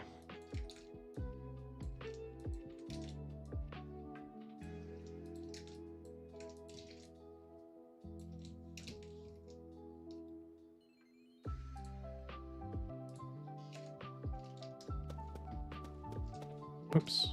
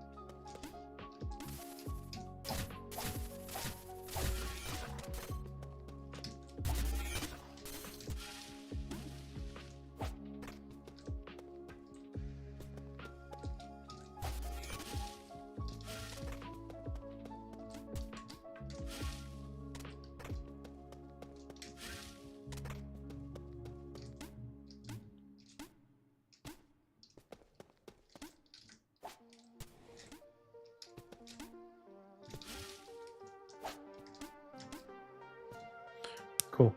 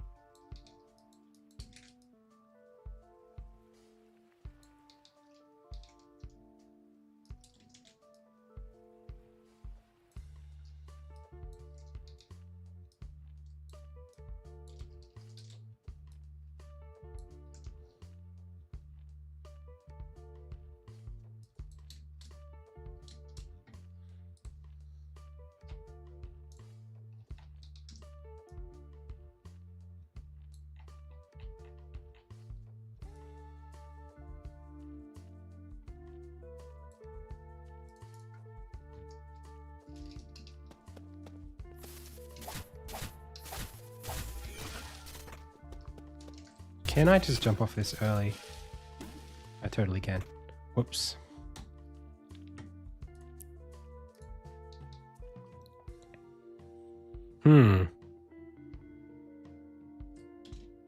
It's really important here that these have separate use cases, which means I actually need to make this further out like that. Hey, Scolio. Still a lot of time. I don't have many answers for you, unfortunately.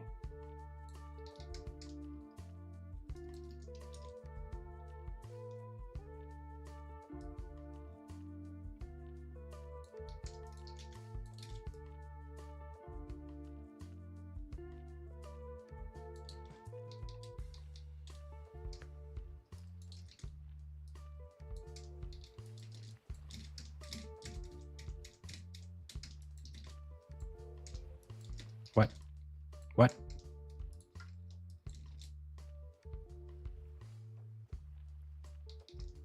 The hell's going on? What the devil is going on?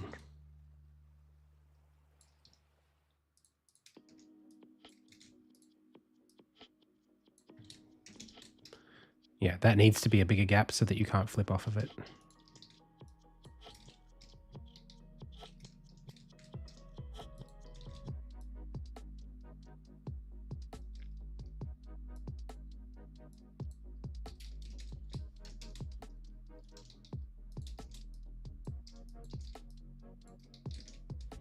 Okay.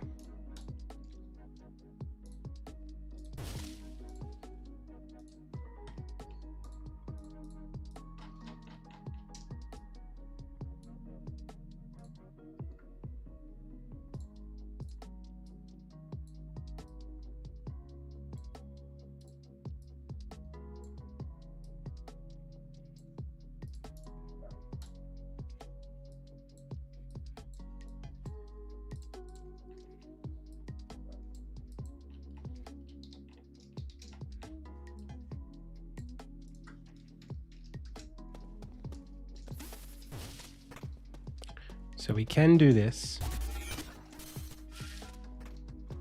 We can do that, but that doesn't get us where we want to go.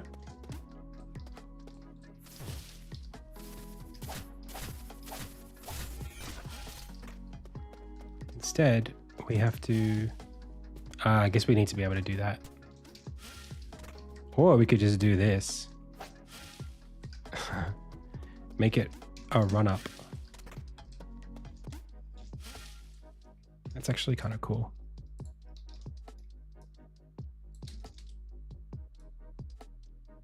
It's a bit hard though, actually.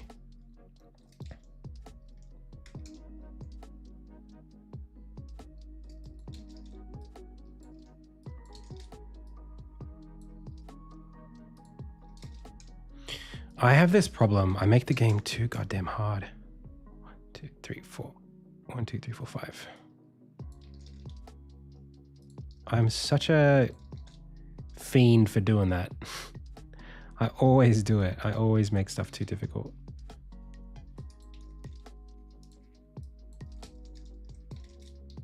This overlap's not great.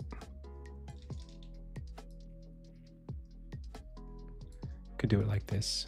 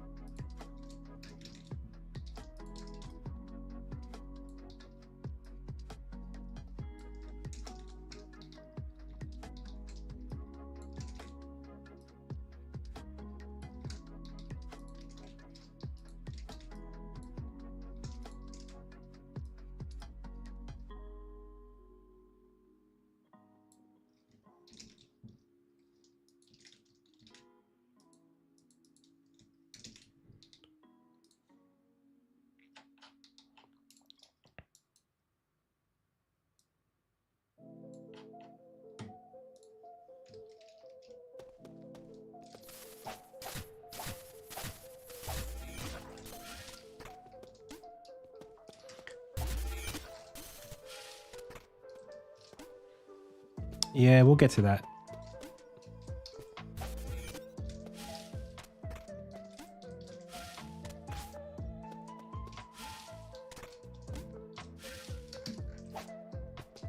Yep, and then the hedgehog.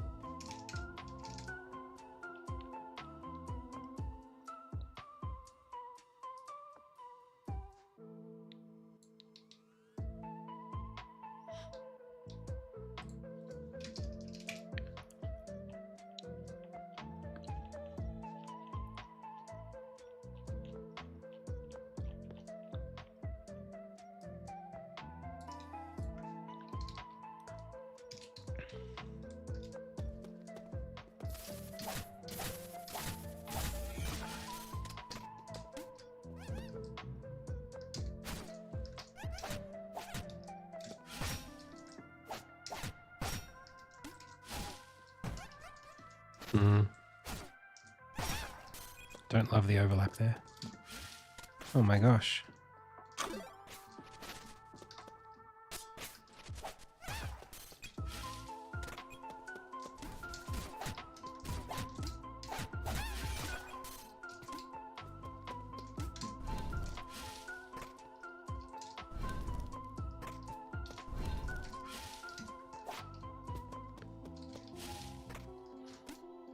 I mean, I've got thorns, yeah. I'll just bring that closer.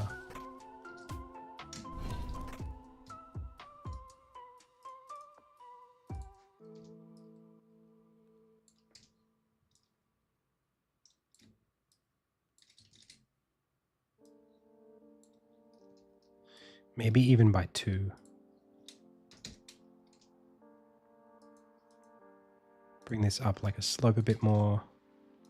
Put that there.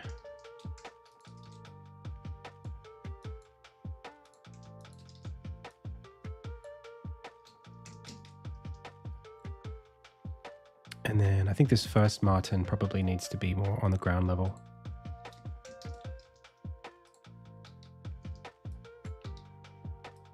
Or here.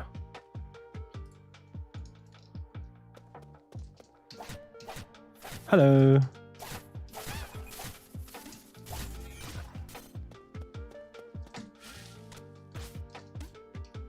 That's good. That's good.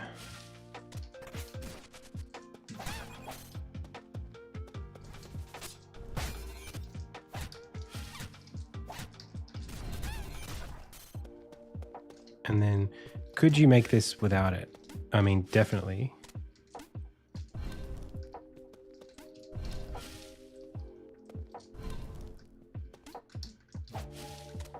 I think I could make it even if I made it. We could put the low ceiling in like we were suggesting.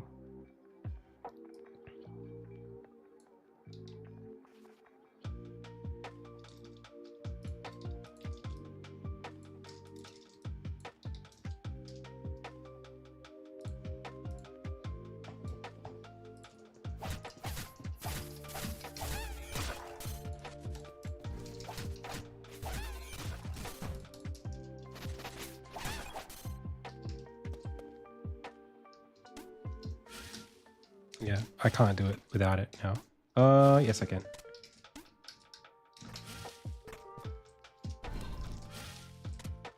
Yeah, okay, we'll go even deeper. Or we could make this higher.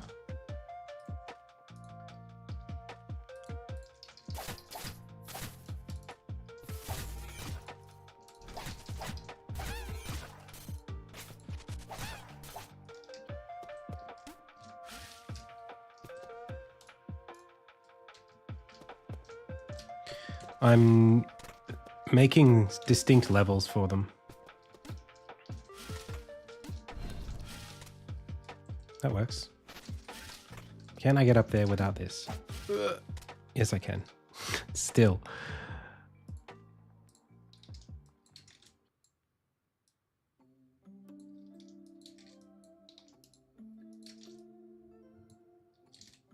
Not after this, though.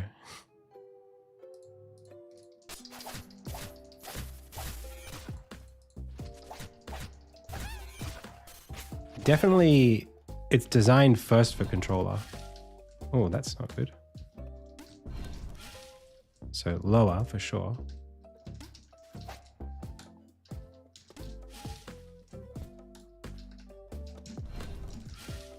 Yeah, how come that was... Oh, I guess because I was getting the height before from the jump. Okay, so I can drop this down like 2. And that'll probably get us where we want.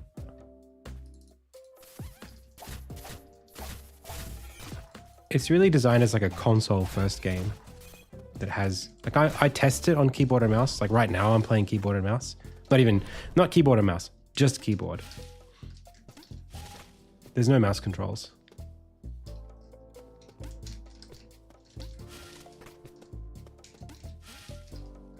Yeah, you can't do it. Oh. The snap is too good.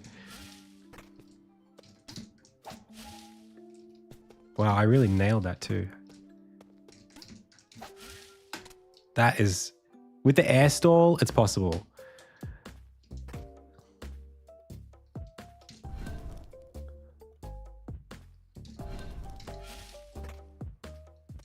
But I think that just has to be the way that it is. The air stall, you don't get taught that. Yeah, they do. They deserve it if they can pull that off. That's a bit of advanced tech. This is more the way that it's designed to be used anyway.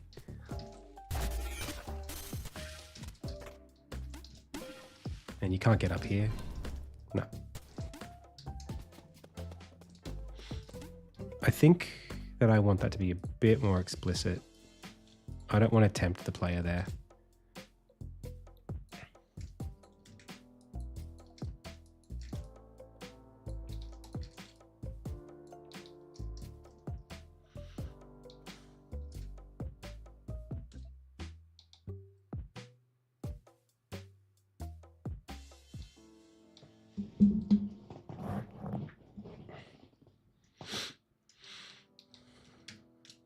Can I shift all of this left?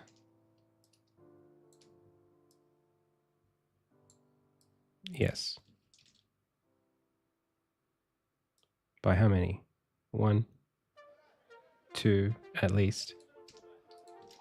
It was more this issue, wasn't it? Being able to jump up from here.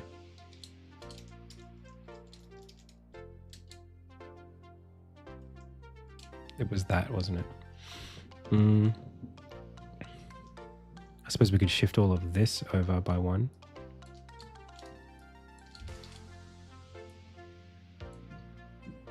No, that doesn't help.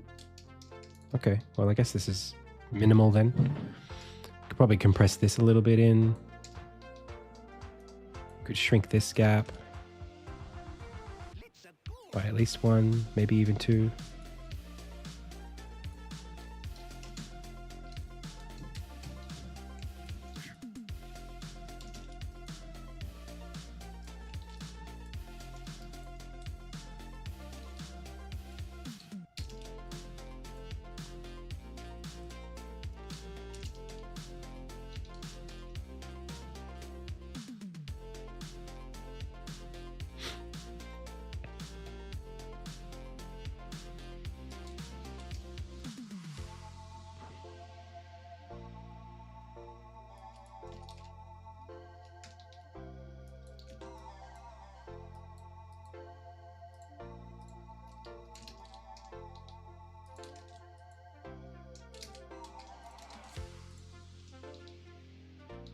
We could sink this down.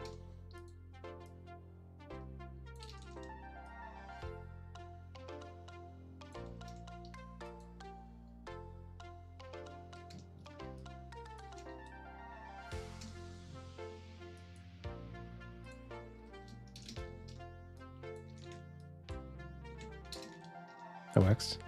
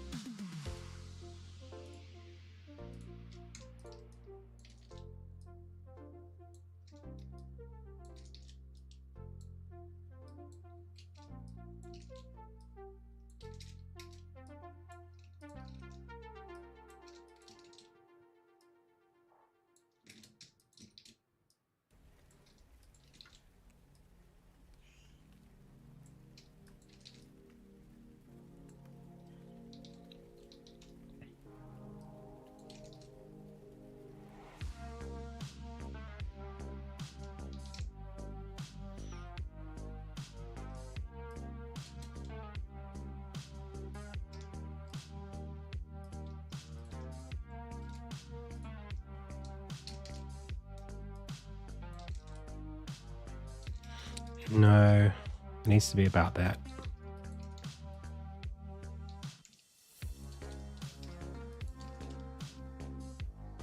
Maybe I'll make it really obvious that there's something cool here.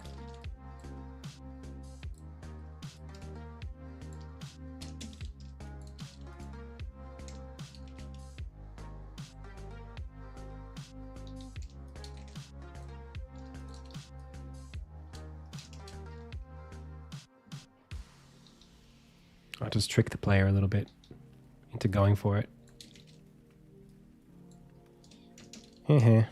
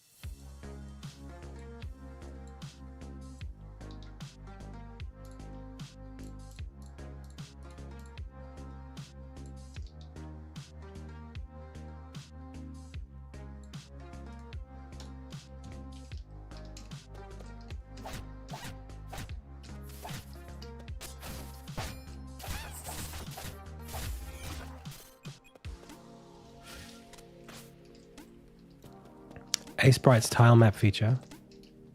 Yeah, that's how I do all my tiles.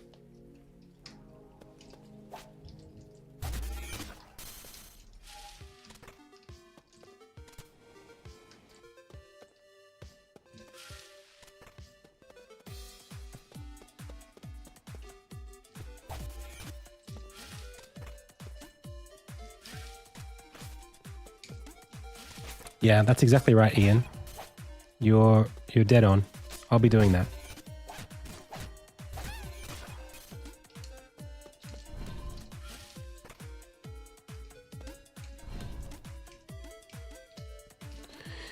There's a distinction, Ronnie, between tile maps and tile sets.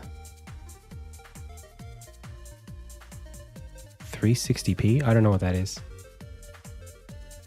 Other than like a resolution.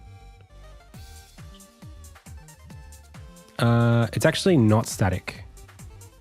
His coat waves. It's more like propulsion than like running. We could animate a run. It's just right now it's sort of more of like a glide. Like a, I don't know what you call it. It's like a hover. Like, I don't know what the word is. Ride? He rides it?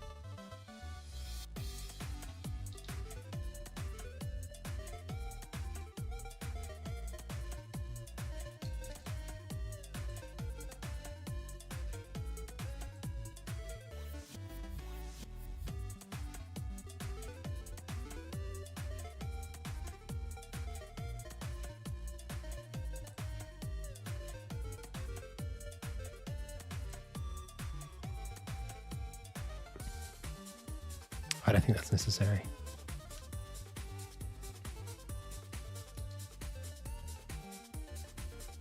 I think these guys are a bit annoying in tutorials. they're too lethal. Not lethal, but like capable. I don't know. It's too inhibitive of the player's experience.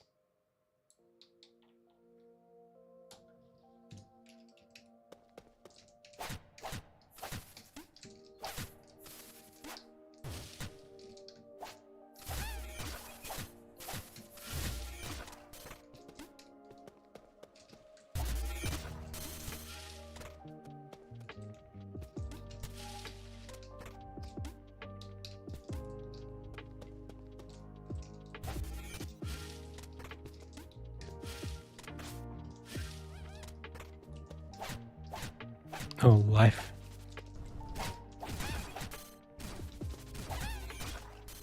Okay.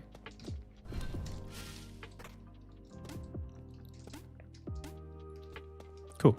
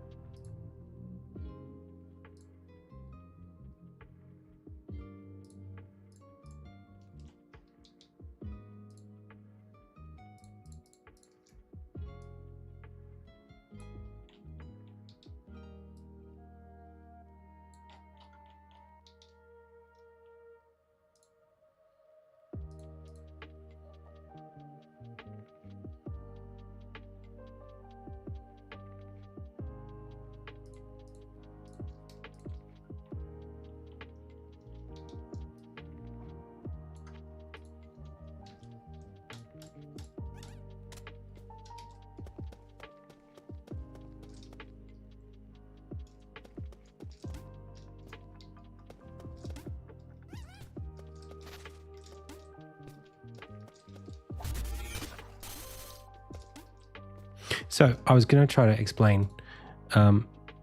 There's a difference between a tile map and a tile set. A tile set is the tiles. A tile map is a level created with the tiles. More than 5 Vexillus, yeah. Heading on 8 now. So this is a tile map. Right, this is a map made of tiles. But the tile set is these. These are tile sets. So this one here, Crucible tile set,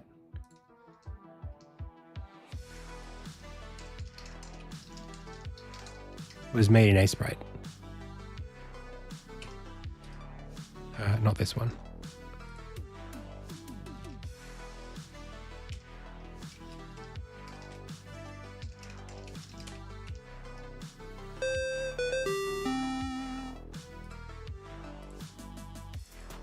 This one. And this is using Sprite's tile map feature. Tile set feature. Hey Vexillus, thank you so much for gifting that sub to the Dragon Star. So this is using all the bells and whistles that come with having proper tile editing.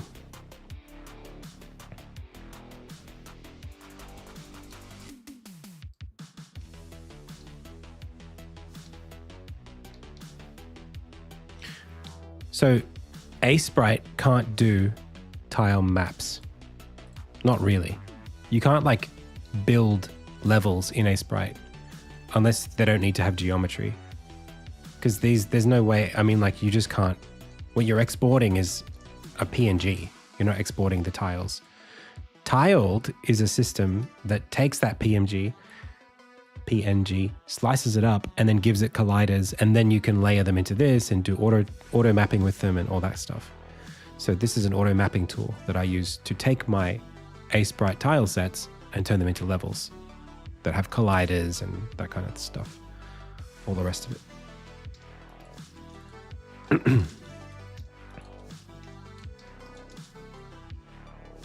I am using Unity. Yeah, Unity is the game engine that then all of this stuff gets collected into where the game rules are.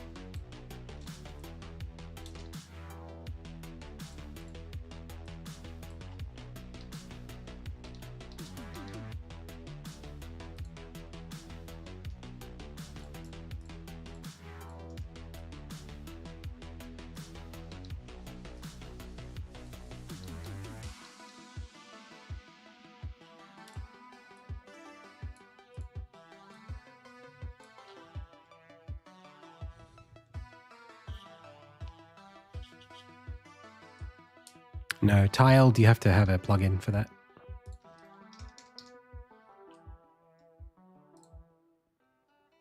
It's free. It's not a big deal. It's just that there is one.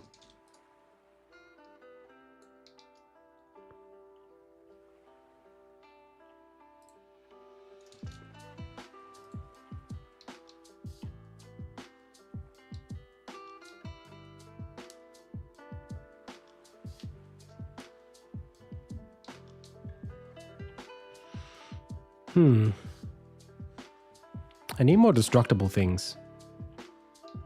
The wheat was part of that set, but it's sort of fallen away now. I've got... What have I got? I've got torches.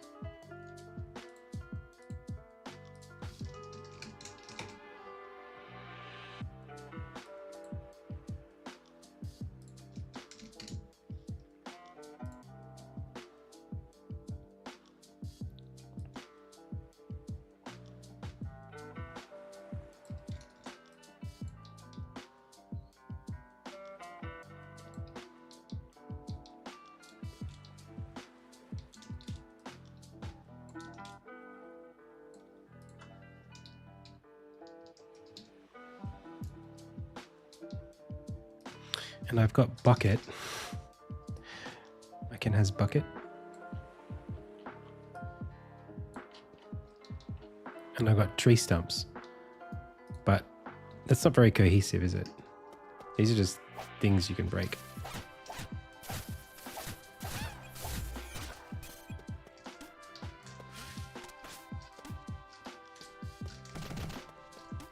Wait, I can reclose it? No, I can just open it again and again because there's nothing in it.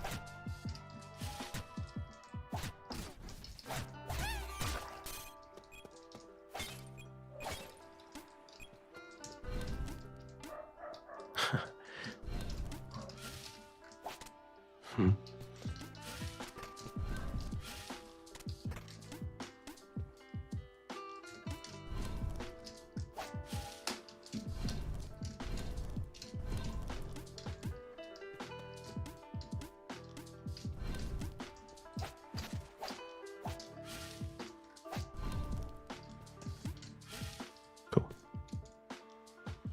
Well, functional.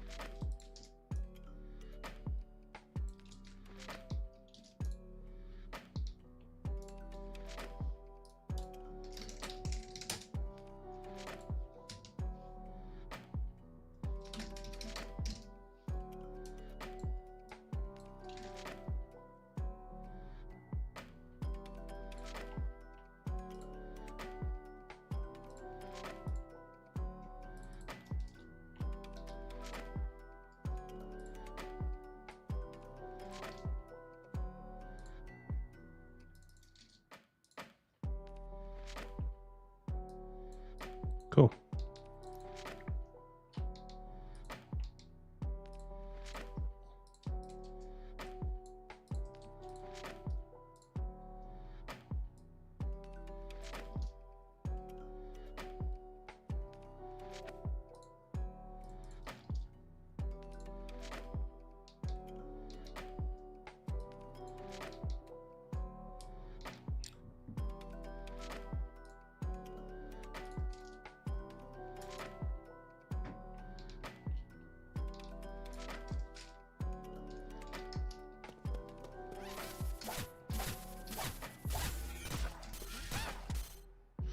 think we need maybe a little bit more time, or maybe we just need another snake. Just to have.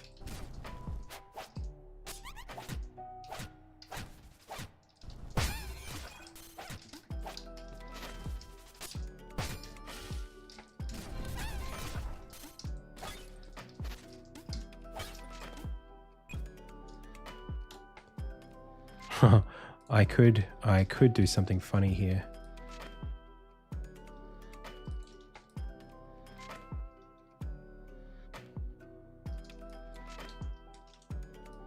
Do you know what I've forgotten? It's coins.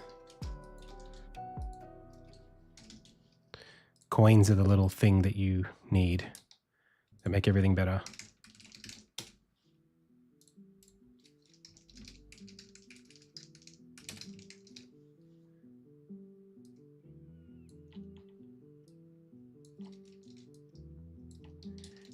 Just chuck 3 of these bad boys wherever you want the player to go.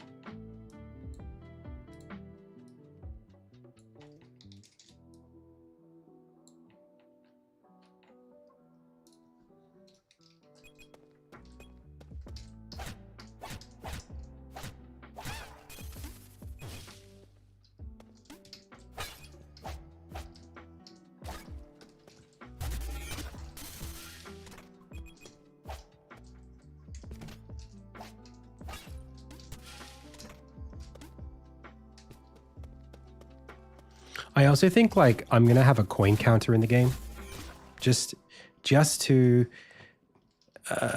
or maybe not a coin counter per se. Hang on a second, did I just? No.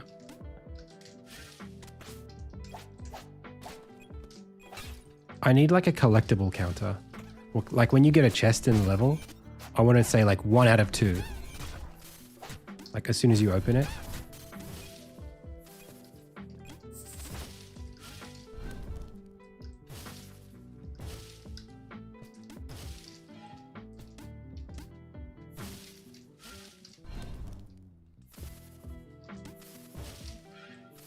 Interesting.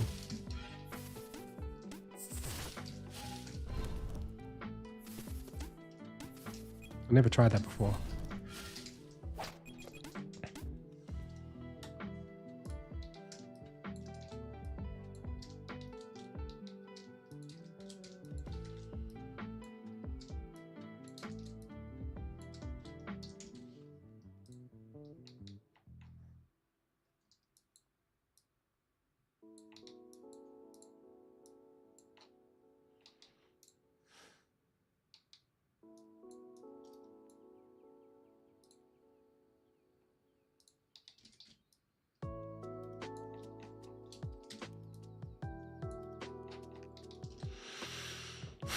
Okay.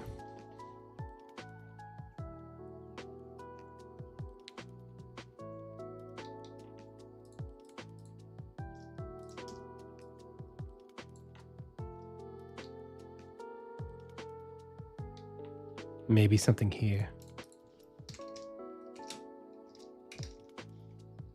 Big coin.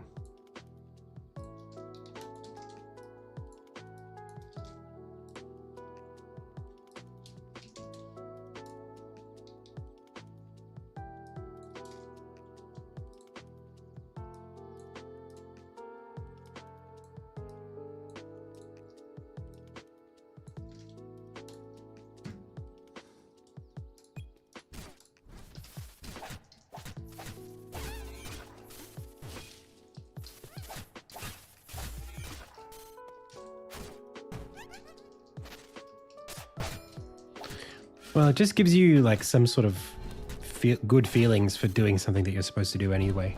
Like, just getting through the space is one thing, but knowing that you're being rewarded for it is kind of nice.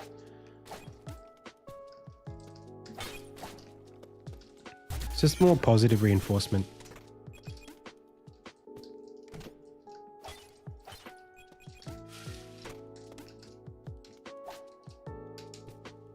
So much of this game, you know, I think that the difficult part of making this game has to do with like, there's all these things you can do, and there's things that I want you to do, but like, how do you know which things I want you to do and how to when to feel good about them, having done them?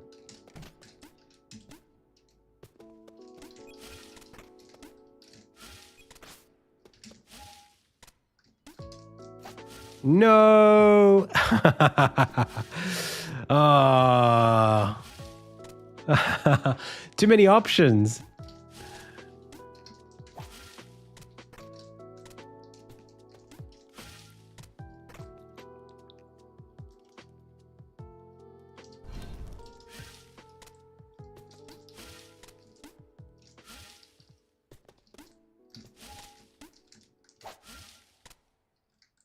I guess I could put spikes here or something.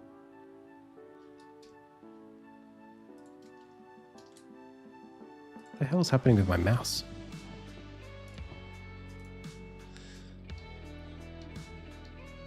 Ah! My RAM.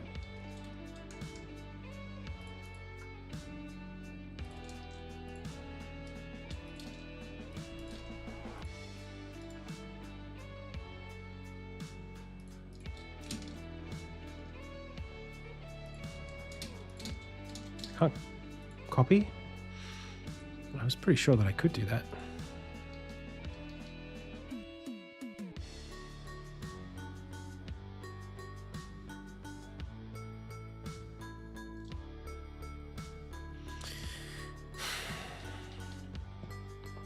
Maybe the ledge jump is too strong.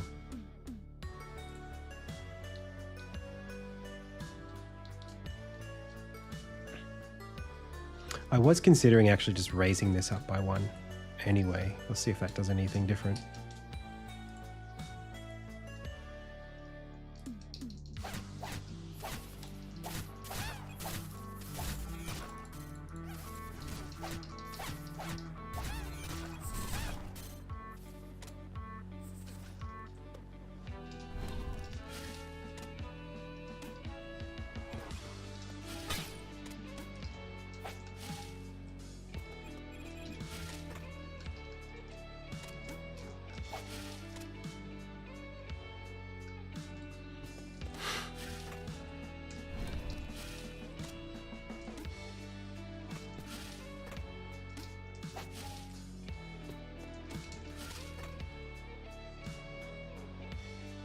I could do it differently. There's another way to do this that's pretty straightforward, actually.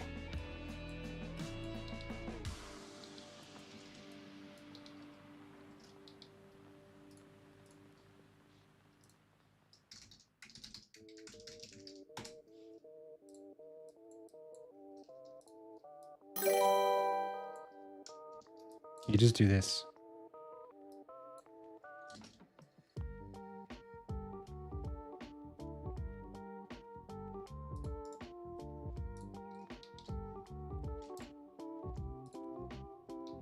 Also, this is no good.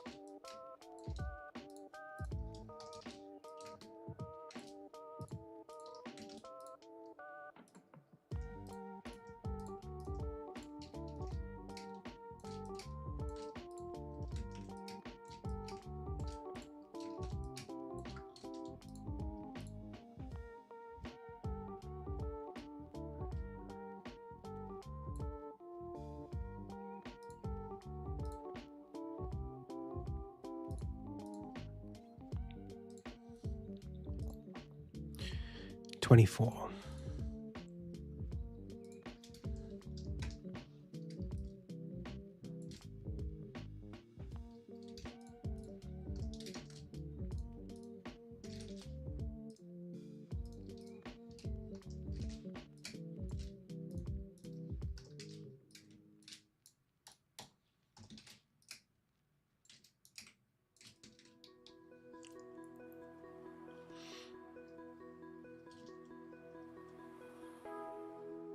How do you convey to the player what they shouldn't do?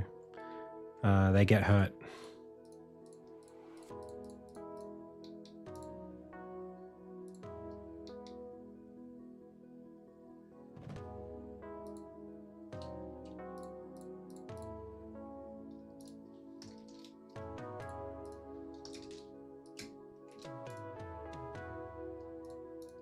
By the hurty thing.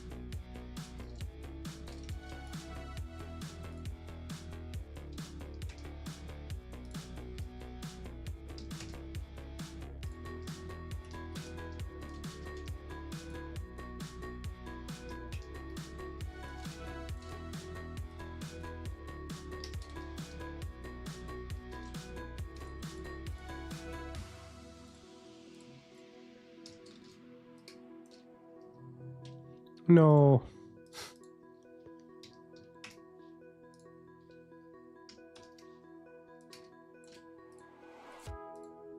What? But I...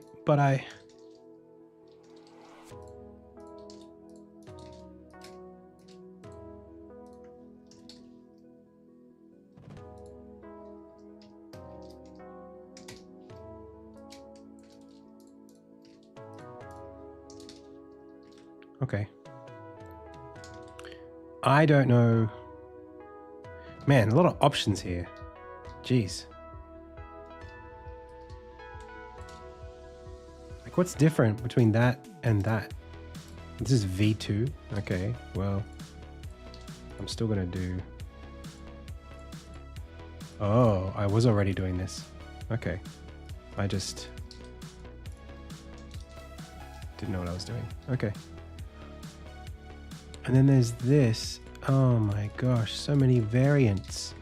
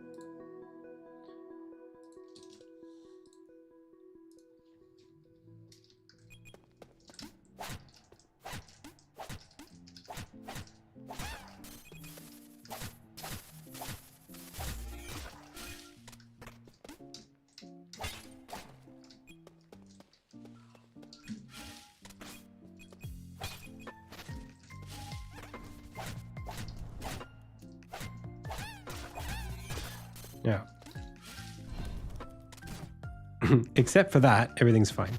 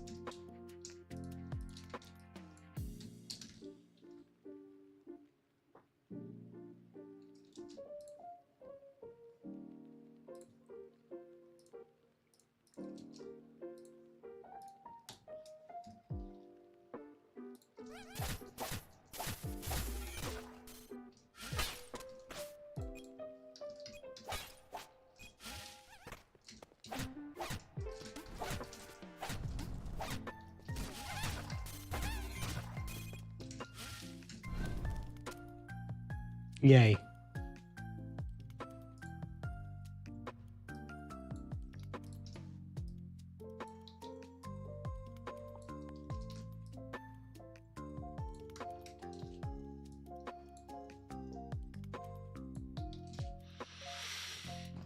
Okay.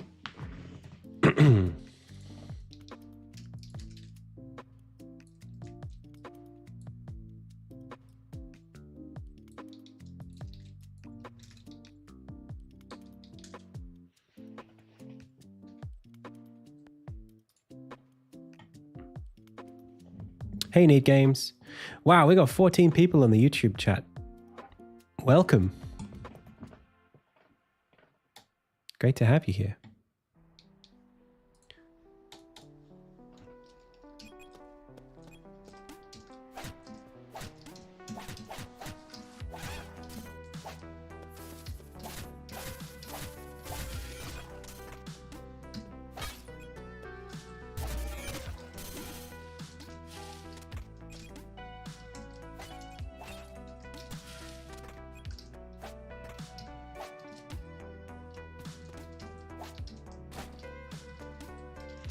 So the player needs to be able to get to this point and then realize they can't go further because they've got this ability. So now they come back down here, get this and go, oh, okay. And then if they forgot this, they can come back and do this. Now they know that they can only have one green at a time.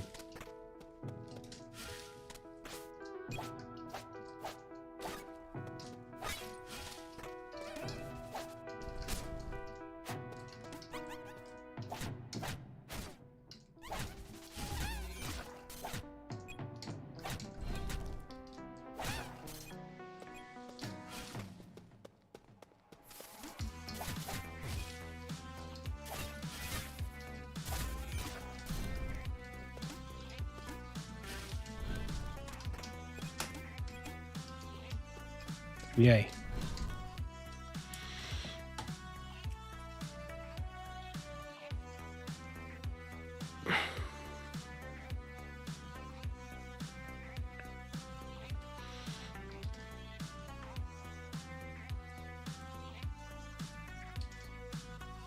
Okay. So the way we order these is 1, 2, 3.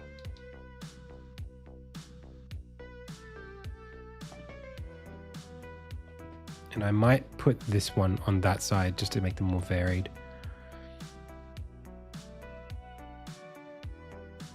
Having the crucibles be on the top right is a bit repetitive.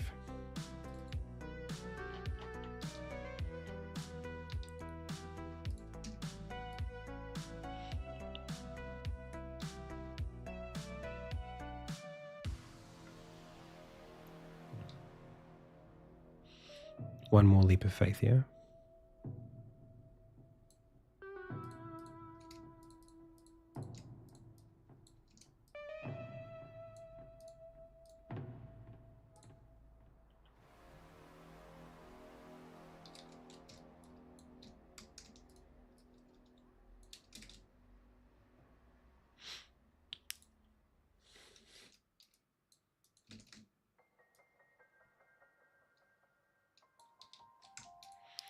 Because it's fun to do.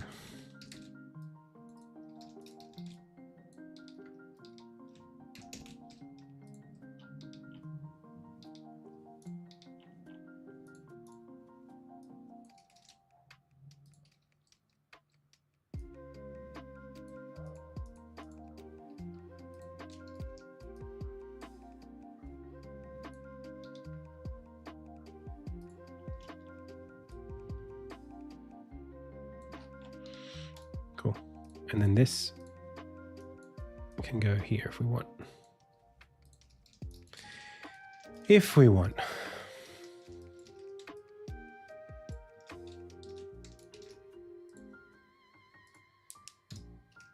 Okay, let's try it out.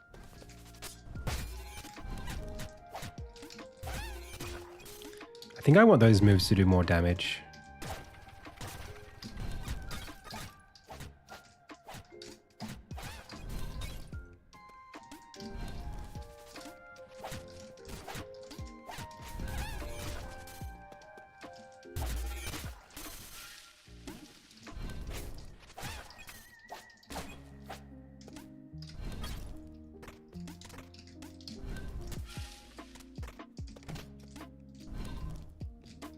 Yay.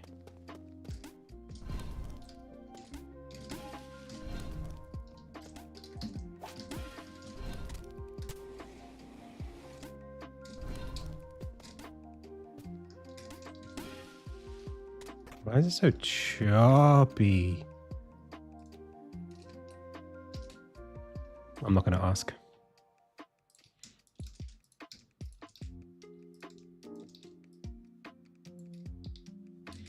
I don't need to know.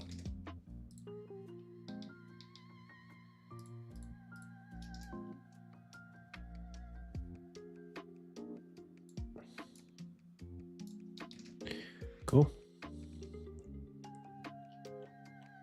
Nobody saw it.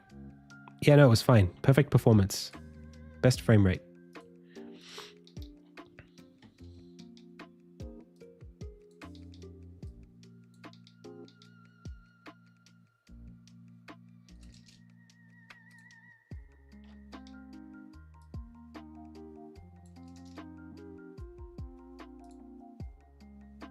How did that happen?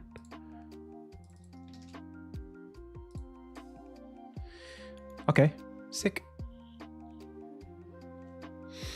What node do you use in your character? Are you thinking about Godot? What node? I'm not sure what that means if we're talking about Unity. Node?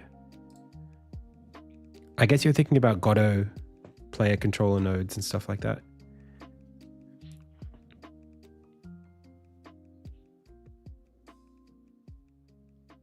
This is so calm and nice. Oh, hey Tara, thank you so much. I will ignore the comparison, but I will appreciate you coming back. Components in Unity. They're called components. But in Unity, the components, most of them are like, I mean, even in Godot, you make them yourself. So I don't just use the inbuilt components to make my stuff. Most of the components in my game are custom.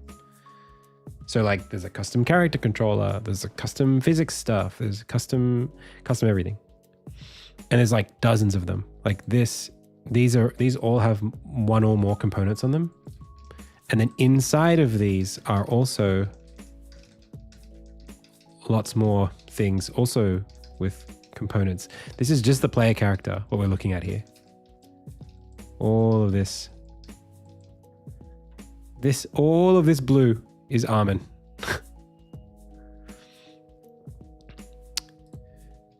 Yeah, I mean, look, all I'll say on that topic is I've only ever been here for game dev. Whether that's boring or interesting, whether that makes me look smart or dumb, all I'm trying to do is make my game.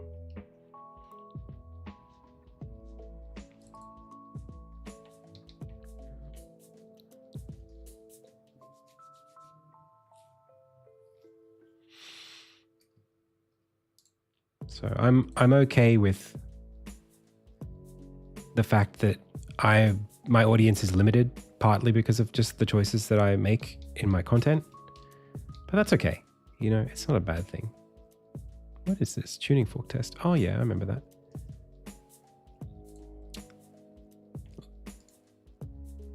And it's possible that like I could just be more interesting, you know? Like I could just be a more interesting person, but I'm not more interesting. This is who I am. So I can't like be, you know, I can't be different.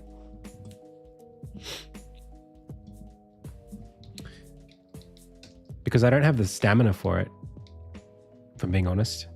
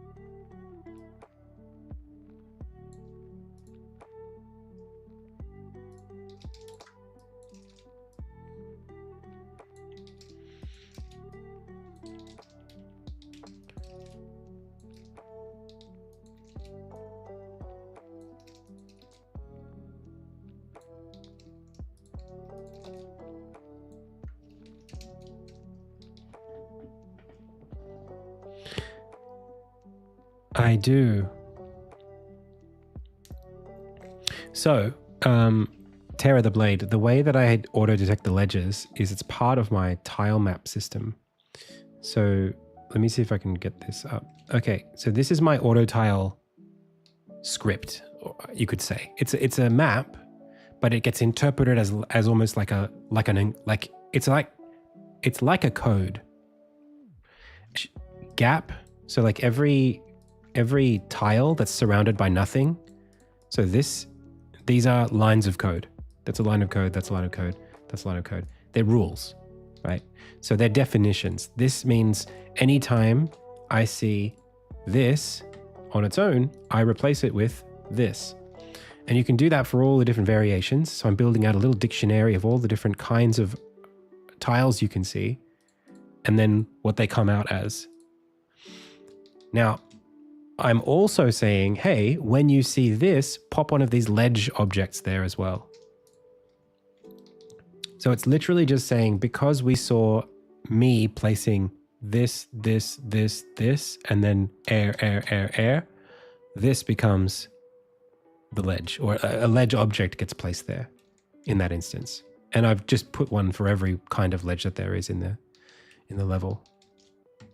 So then when I'm just working here, as I'm moving stuff around, the ledge moves with me.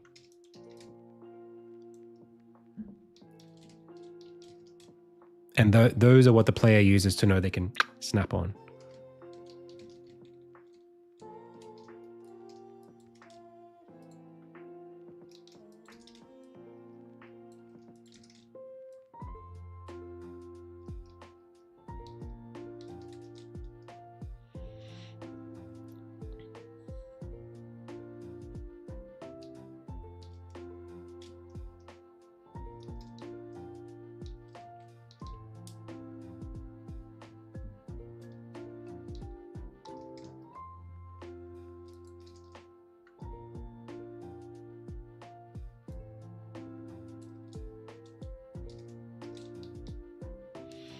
I did.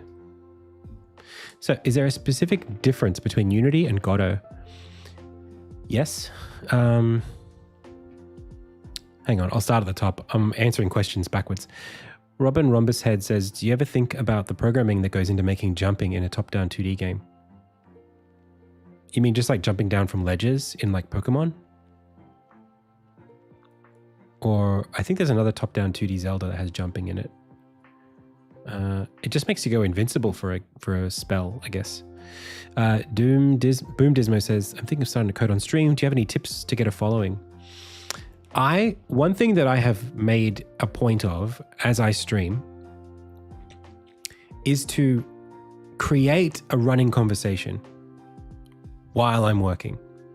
I don't just go quiet and work. Sometimes I do, but typically I've got this kind of like mentality of I'm here with chat and I'm here with somebody who knows nothing about anything about games, or maybe they're just starting to learn.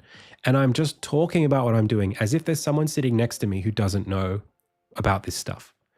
So I'm sort of explaining as I go, oh yeah, we could do this here or do that there, or that doesn't work. I'm sort of just narrating what I'm thinking and doing, and then taking the time to explain things. I think if you just take that approach, you're inviting people to join with you. And I think that's the best thing you can do.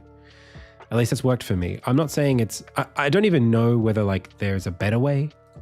You could definitely get more engagement if you start arguments with chat.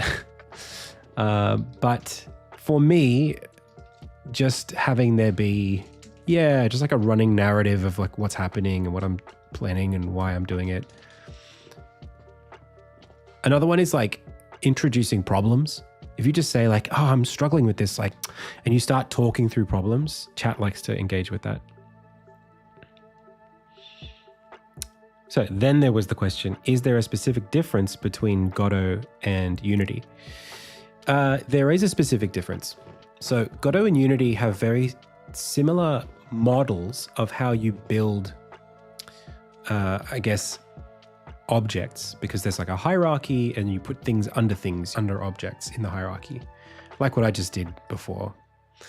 The difference is that in Godot, the nodes are the objects in the hierarchy. So in Godot, this layer here, Armin, would be a node called Armin, and it would have one script on it, or one object, a sprite renderer or something like that, and that would be the node. The node is the object in the hierarchy. In Unity, you have objects in the hierarchy that can have one or more components. So you could put all of your components on one object and you don't need to nest anything under it. You could just have all these things just sitting here. Godot doesn't do that. If you want to have a sprite renderer, you put it in a new node under your character node and you call it sprite renderer or whatever. And then it has a sprite component on it, sprite node on it, because it is the sprite node. There's only one. And in Godot, everything is nodes. So even at the top of this hierarchy, I can collapse all of this to get to the scene. In Unity, the scene is a scene. But in Godot, the scene is a node. Everything inherits from node. So it's like nodes all the way down. In Unity, it's like there's scenes that have objects, there's objects that have components. That's the difference. But architecturally, the way I build my game, apart from the fact that I do have a bunch of scripts on this one top game object, I do tend to put modular nodes under my characters. I tend to do that, and I nest them this way. So these are movement behaviors. These are all the ground behaviors under the movement behaviors, under the behaviors object, under Armin. I do tend to block things out that way because it is a good practice. Other than that, Unity is just a lot further along than Godot in terms of features. Its 3D rendering pipelines are much, much further along. It's just got way more things that it can do that Godot can't. But if you're just starting out, you won't really notice what's missing. So, yeah.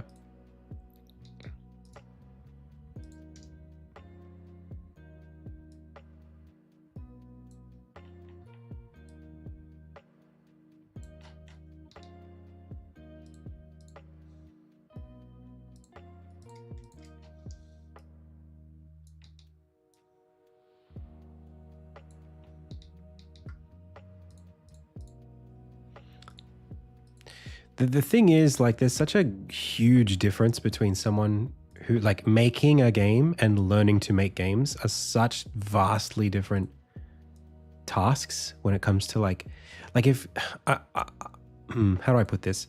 I might be biased because I might have my own personal vision of what making games means to me that's different from how other people see it. But to me, making games means I want to be on a Nintendo Direct one day with my game, or not be on it, but I want to have my game on it. And my game is going to be about blah. And it's going to be this, I'm going to make this action adventure thing and people are going to know about it and play it. And it's going to be available on consoles. A game that you would play on a Switch and pay full price for. To me, that's what game dev is. So when I'm thinking about learning to make games, it's the goal is to get to that top point, where it's you can ship a game. However, getting to that point where you can actually ship something is miles and miles away from entering your first game jam. There's such a huge difference between those 2 points.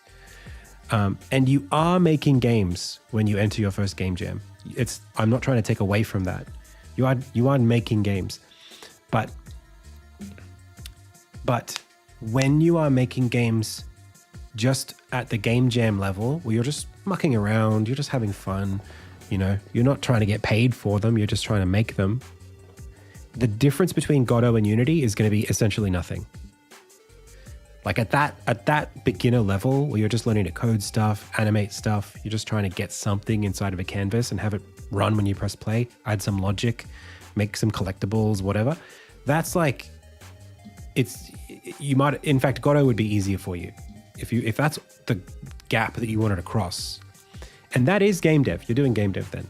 But being a professional game developer requires so much more extra know-how, and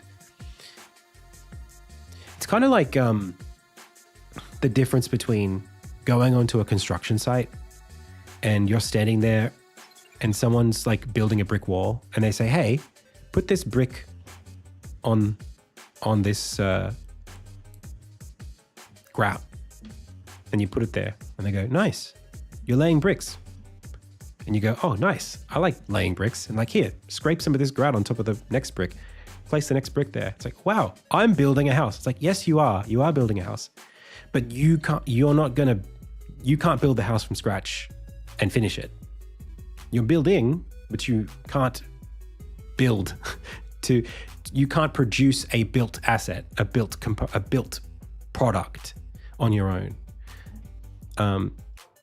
And the difference between someone who can lay a brick versus someone who can get a house certified for people to live in is like, it's like probably like 8 different trades. You need to be an electrician, you need to be a plumber, you need to be a bricklayer, a carpenter, you need, an interior designer, you need all these roles. And there are people who can do it themselves. Our neighbor a few years ago built his house. He owned the plot of land next door, and he came in here every day for like 2 years, and he just like built the house. He got some people to help him every now and again, but he basically solo dev'd the house.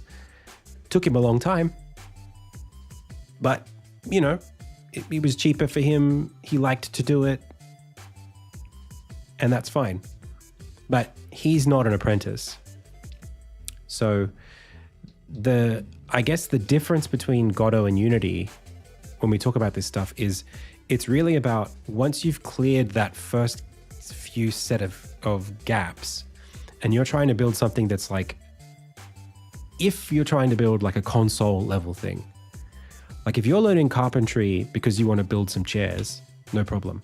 If you're learning carpentry because you want to build a house, you want to be you want to build decks and like proper structural things, well, you're probably going to have to understand a lot more about process, and you're going to have to learn to use to design and build in such a way that isn't just free flowing ideas. And the tools and systems that you're going to rely on when you're building something big, those are much more specific and much more nuanced, and there are needs. I guess the point I'm trying to say here is that like Godot lets you scrap around pretty easily. They're free tools. But depending on what you want to make, you might get limited as you try to build something really, really big. Because Godot has like a concrete mixer, but it's just a little hand concrete mixer.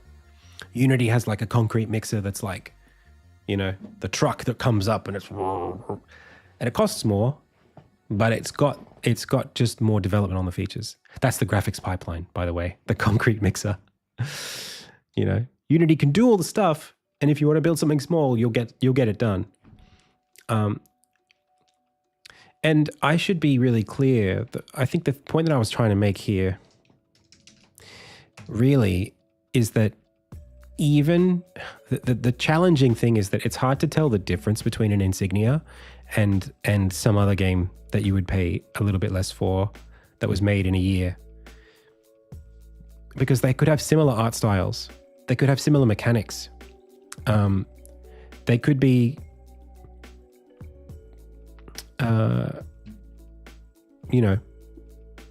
superficially quite similar, but the amount of energy that needed to be used to create them is different. Whereas a house versus a chair, they're very obvious what the difference is.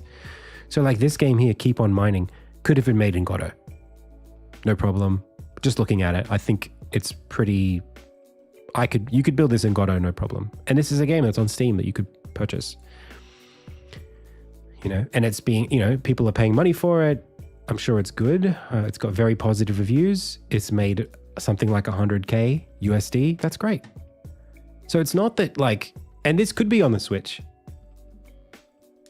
right? So when I say, oh, Godot can't really be used to make games that you could pay full price for on a Switch, it's like, well, even that's not true anymore because everything's a bit blurry. Everything could be released on anything, and the certification's relatively straightforward to get through, and even the limitations of Godot not having access to the dev kit for the libraries for Nintendo, it's like you can still get around that. It's more like, would I build Insignia on Godot? Yes, I probably could. Would it require me to be as more experienced? Yes. I think I could build Insignia in Godot after finishing Insignia in Unity. But I don't think if I had started in Godot that I would end up where I am now. I think I would have had to build a lot more stuff and probably be forced to be less ambitious, which might have been a good thing. Having more powerful tools doesn't necessarily mean your game's going to be better. It's just that Unity does have a lot of tools that are a bit more battle tested and hold up a bit more robustly.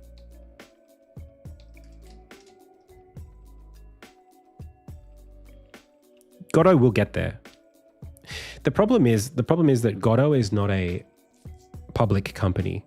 It's not a private company. It's not a company. So, the problem is Godot, when it comes to those features that you might want, there's not a lot that you can do to pressure the Godot devs to build them the way that you want them to.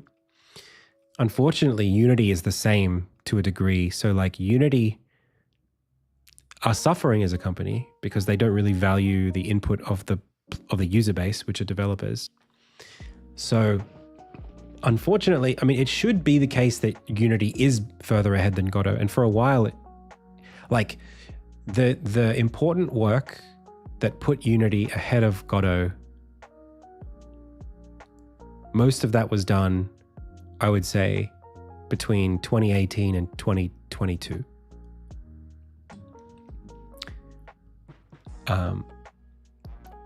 And since 2022, the roadmap for those important features hasn't really been meaningfully moved forward. Not in a way that I think is great. Like, for example, Unity's shader graph, it's like, rather than make that more capable, they've like rebuilt it like twice. Stuff like that. That's like, why not just like commit? Because internally at Unity, they get more value out of producing. I guess like they have more. They just prefer to restart stuff than to make stuff better. Because I guess it's easier to announce a revamp than to solve hard problems. But hypothetically, Unity should be able to be pressured by the dev base for features that are valuable to them.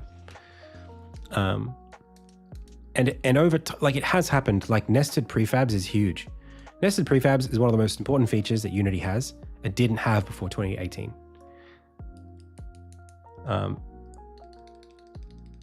I don't know if Godot has them. I think it does. I'm not sure. So yeah, you will have to build a lot of your own stuff in both if you're trying to make a big game.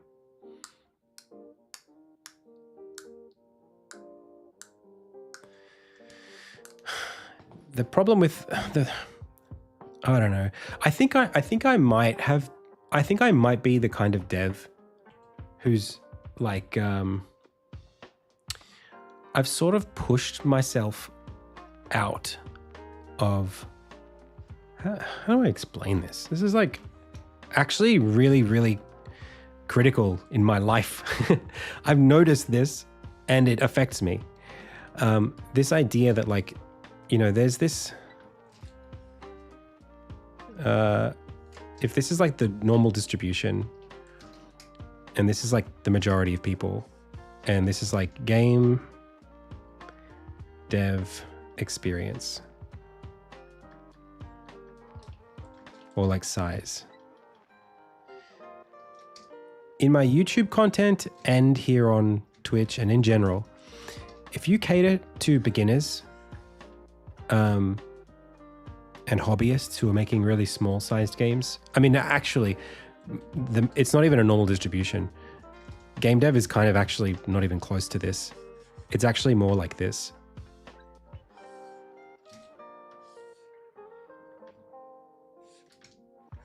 So the bigger the game that you're trying to make is, or make content about, the fewer, everybody's a beginner and everybody at the beginning is making small games. And there's this crazy drop off. It doesn't even look like that. It sort of looks more like, oh, I can't draw. There you go. It's like this.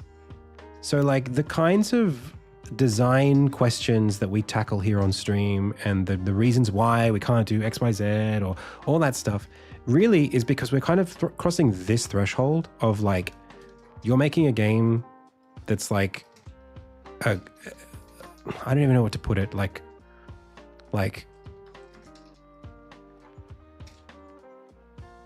multi-platform, multi-language, content focused rather than system focused, narrative, with action, gameplay, you know, this kind of space plus like 10 plus hours of gameplay kind of puts you in this like very genre wise, you're in a place where like prior to 2001, 2002, like you needed a team of, 15 to 20 people minimum to even start thinking about making a game like this. And most of them were very simple. You might have played them on the Game Boy Advance or something like that. And before that, it was like Square Enix only, or like, large companies making RPGs. In terms of the shape of this, we're looking at like late SNES or PS1 style size of a game that's like a single player, almost RPG with action elements like that. This being made by an indie team is sort of not really a thing outside of like the last 6-7 years. And even then, it's like typically you would have many people doing many different roles in order to make a game like this. So for me, what I've noticed is that like, as a content creator, it's really hard for me to make interesting content about this side of game dev. Because most people don't really even get what that looks like or why that's relevant to them. Most people are making games like for their first time. They're like here. Most people are like, how do I animate a sprite? How do I make a character jump on a collider? How do I make levels? And how do I do inputs so that my gamepad can play the game? This is where like most people are. This is what you can get in like less than 1 year of experience.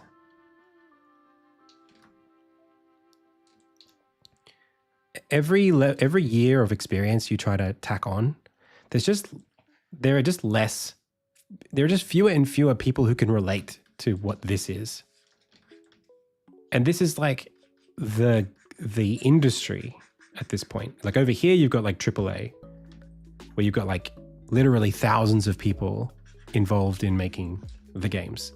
Like the kinds of games like Spider-Man or like Assassin's Creed, like Call of Duty, these are made by the amount of organization it takes to make a kind of game like this or even Elden Ring. It's like unfathomable how many decisions are being made. But if you think about it, what's happening at this level? How many games at this level are being made that are new genres or new IP? Like if you look at From Software,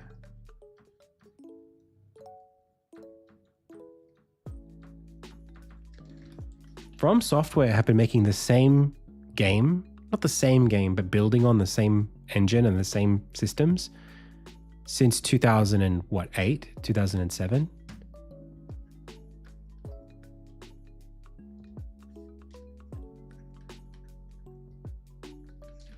Like Elden Ring is not a game that you could just make as a new studio. You just can't. It's just like you would need industry veterans that have essentially either worked together or like were copying some other thing.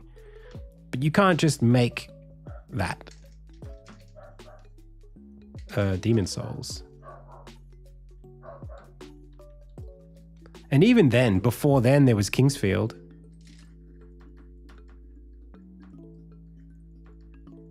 But let's just call Miyazaki the start of this. And when we look at Elden Ring, especially Night Rain, even Elden Ring is not an original game content-wise. Elden Ring builds off all of the systems from Dark Souls 3 and Sekiro and Bloodborne. Some of the enemy, like lots of enemies, copy pasted, lots of enemy animations, if not the enemies, like the Erd Tree avatar.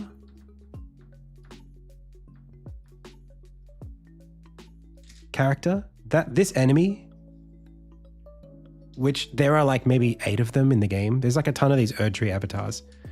They copy the same moveset, not just from each other, but they copy the moveset from every single Dark Souls has a character that has this exact animation set, or at least build a previous iteration of that animation set. So like this is the demon that you fight at the start of Demon Souls. It's like the first enemy you fight is this. They all look the same. They have this like big pot belly, sort of stumpy feet, head on top.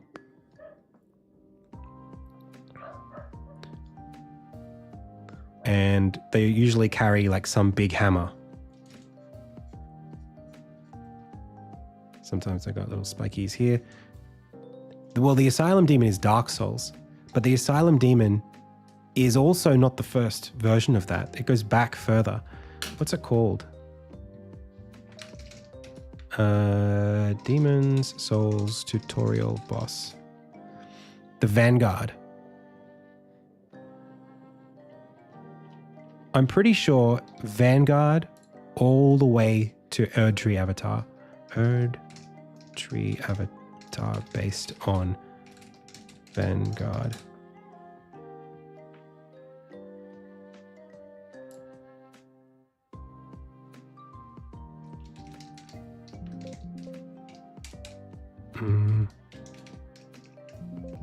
Oh. Anyway, it's the case. I mean, I've played all these games.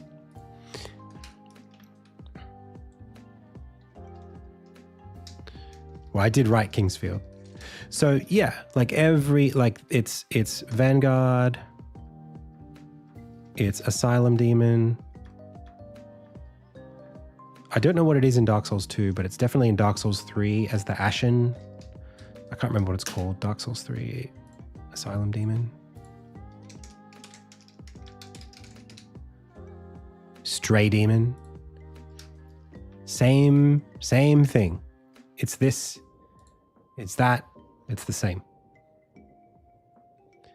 Big pear-shaped guy. So like, if you think about how hard it is to make games at like this level here, the only reason bigger games get made is because they've already solved the formula. And so the the design challenges of making a bigger game that's also original are actually like it's so prohibitive that like most big companies just don't even try it. You know, it's just not a thing.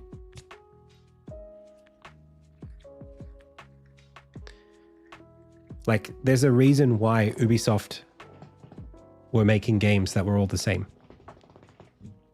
Like, every game is like, you run around an open world map and there's these towers that unlock a bunch of icons on the map, and then you go and do all the things and all the icons are on the map. It's like, that's doable because they solved that formula in Assassin's Creed, and then they used it for every single game. And they knew it would work because you can send that work to different teams. You can say, okay, you are doing all of these tasks, all of these icons. It's the chase the feather in Assassin's Creed 2. You do all the chase the feather stuff. And then you guys, you do and all these little modules are disconnected from each other in that the player can just do them at their leisure. There's no dependency. How else would you do hundreds of hours worth of content of stuff? I'm not saying that I have any experience in AAA. What I'm saying is like this thing with game dev where if you're trying to build something and that something is original, the bigger the something is, the more complex it is to make that thing fun, because there are more and more and more things that have to knit together for it to work. And I'm super interested in that. Like, I love that challenge. But I find myself in this awkward spot in my career right now where like I'm super interested in all that stuff, but it's so prohibitively difficult to grapple with it even at the scale that I'm working at, such that everyone working on this side has no idea. Like, you guys, it's like if you're just making a game, like if you're making like a Metroidvania and it's just a Metroidvania and you're just copying Metroid or Castlevania, you don't have to deal with the challenges that I'm talking about here, especially if you copy like as close as possible, like to how level designs get made. If you're on this side, you are probably just following a template that was established 10 years ago, 15 years ago for the genre that you're working on. And you probably aren't in charge of any kind of big design stuff.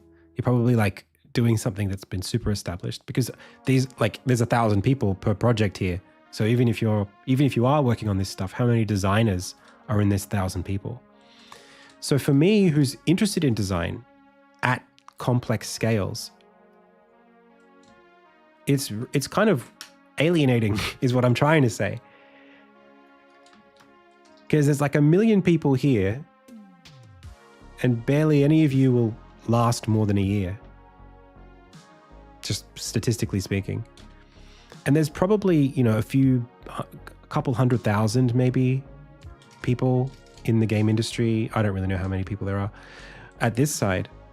But if we're talking about people responsible for original design in complex, more increasingly complex stuff, I don't know how many people live in this space. This is like AA indie, maybe. There's stuff like, I look at Nintendo and I feel like what Nintendo do is it's exciting to me in that regard. Like, I'm looking at what they do and I'm like, okay, they're having an honest attempt here. But even then, like, Donkey Kong Bonanza is Mario Odyssey. Like, there's aspects of the formula that share DNA going all the way back to Mario 64. If you think about it, Mario's 3D platformers are, just like Elden Ring is, an iteration of games that they made in the 1990s. The idea of, chase 120 stars, around all the different levels. It's like, that's the bananas in Donkey Kong Bonanza. It's just the same thing. It's And that's like as the core progression system. Now, of course, there's differences, but I think that the thing that would make me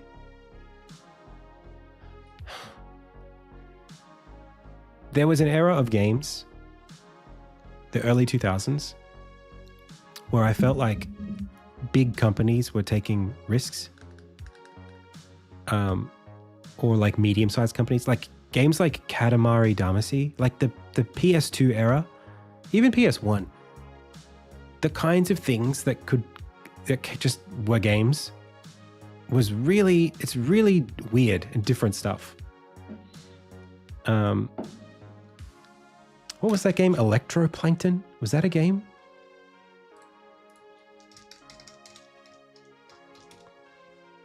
Just some, like the DS, some weird stuff.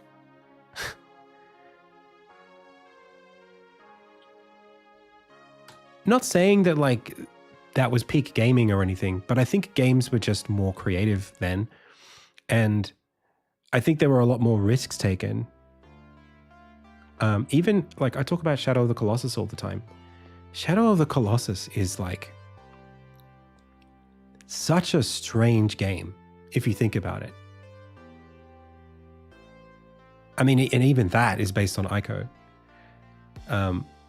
But it's like you have a sword and there's no attack button in that game. What a weird thing. You spend the whole game running around with the sword in your hand. You don't swing ever.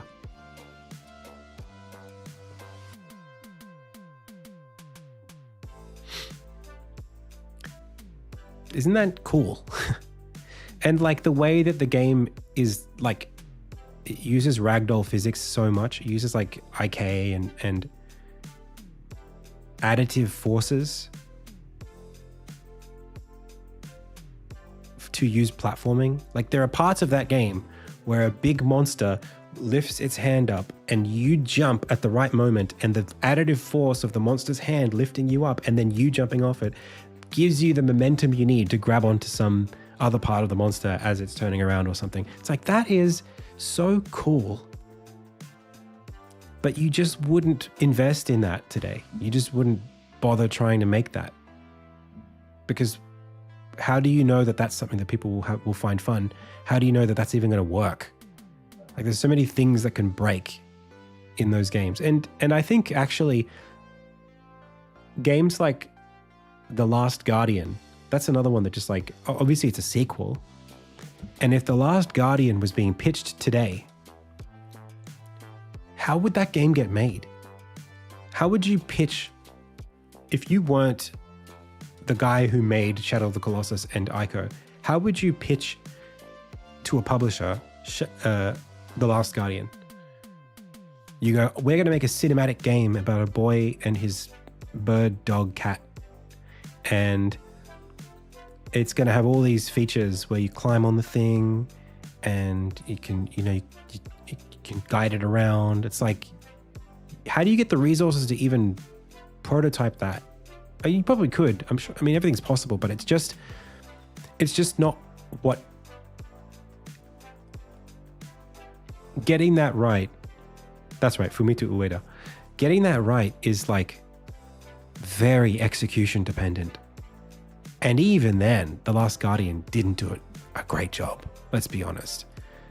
That game, even though they started with Shadow of the Colossus, even then, that game still, like, they already had all of the kinematics and the ragdoll physics and the additive force. They already had all of that. The climbing, the colossi. All they really did was make it story focused and give give the colossus that you ride around on agency, such that it has like specific behaviors in specific spaces. But that is so complicated that even that didn't really make for like that much of a, it screwed up a lot,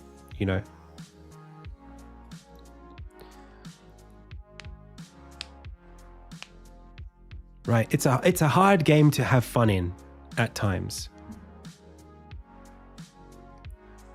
Because you're sort of like, hey, Trico, come over here. And the kid's like, come on. And the thing's like just doing something else. You know, I like the game. I'm so glad the game exists and I wouldn't ever trade it. But it's, I don't know how games like that, I don't know how somebody like me who has a vision for a game like that, I don't know how someone like me could even get that made.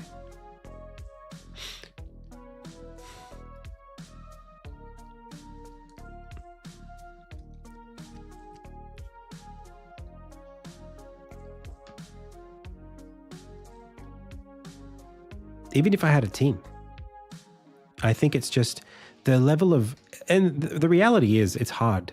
That's why. The reason why it's not that publishers are cynical for no reason. Like there's like an orbit. There's like the Earth of game ideas starts here. Everyone starts here. And they're trying to like shoot their idea off into space and get it launched. There you go, launched. And like just getting out of the escape velocity is so hard on a game that's not already modeling some other game. That like if you're just doing game jams, it doesn't matter. You don't need to get out of the stratosphere or whatever. And even the companies that are like the companies that have proven that they could get out of this still just copy what they were doing previously. They're just building stages and stages. So like most games are like struggling to become a thing unless they're so thin and light that they're just these little, like, you know, a game like Jump King, I think about it all the time. It's like that game as a rocket is like, it's not a rocket. It's a little arrow that you, bing, and then it just goes up and comes down and it serves its purpose and everyone loves it and that's it. Like it's not trying to be IP. It's not trying to develop fans and be something that people need to then have this like multi-generational franchise based on. Not to say that I'm trying to do that, but making games is hard. That's all this comes down to. And there's so much risk in making a game that making, you know what it is? Making games that anybody could consider a classic is really, really hard. Like trying to reach lots of people emotionally with something that's got any kind of originality to it, that has a story, is hard. Toys are easy to make. I mean, it's like, I think of like Balatro, and not saying that Balatro is easy to make, but like Balatro is a kind of game that one person could make. It's a really well scoped game for one person to make, if they're talented. But it's also not taking many risks as a game. It doesn't have to. If someone was asking me what's the right size of game for one person to make, if all of you right now were saying like, hey, what should I make? I'd say look at Balatro and make that. But the problem is, and you'll learn a lot and you'll become quite competent as a developer. You'll understand feedback and systems and you'll get a great sense of design for the kind of game that it is. But like, how many games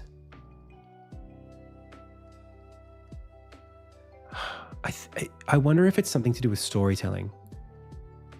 Like if you genuinely want to build worlds with stories that people play, that have characters and a plot, what is the minimum for that? I think about this a lot because that's what I want to do. Like, that's what Insignia is. Insignia is a world that I'm building that has a bunch of game mechanics on it because that's how I want people to experience the story. I'm very, very impressed by games like Undertale because there's something emotional that game created in a bunch of people, a huge audience of people who love this thing, and it's mostly dialogue. I think for me, I don't think I would ever want to make an Undertale clone because I don't think that the relationship with spaces is quite as visceral. And I think I like the details that Undertale doesn't have, you know, like I like rendering out my world. I like thinking about everything, you know, I like thinking about these things. I like thinking about the culture and the architecture and all that stuff. But it's hard to get. It's really hard to get the chance to build a world this big. And maybe the next project that I do will be much smaller.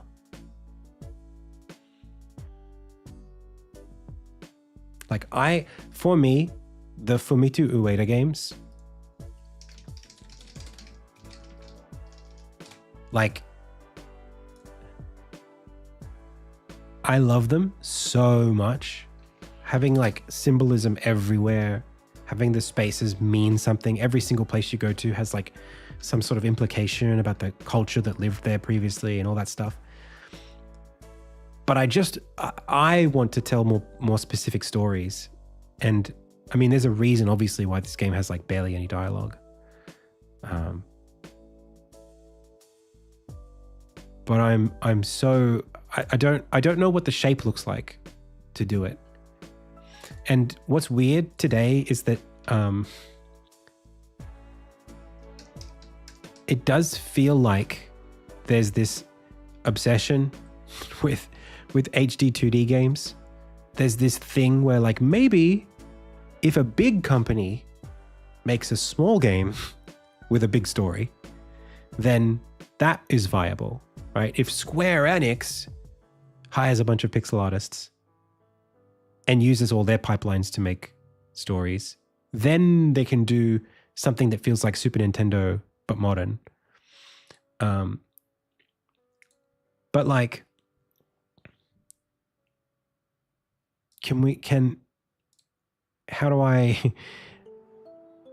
is there a different way for games to look than that?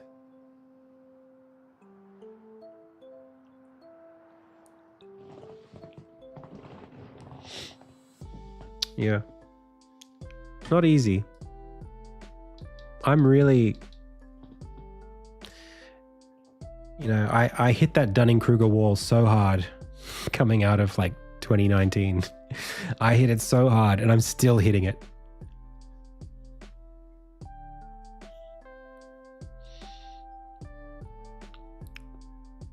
I know, but I guess I mean like not just Super Nintendo, but like specifically like Chrono Trigger, you know? Or like this sort of top-down RPG Maker style game.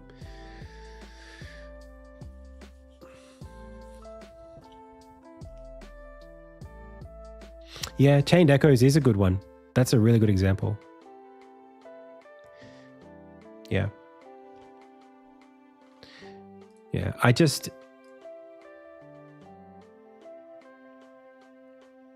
think I'm a bit jaded. I think I'm a bit jaded by how hard this has been for me.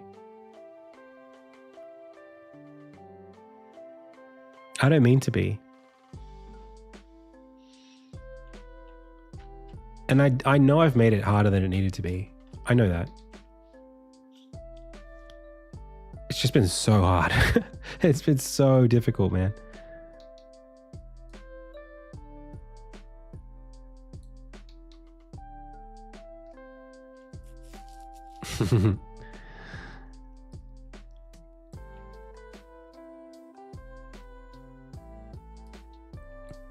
So I think I need to give the player the third ability.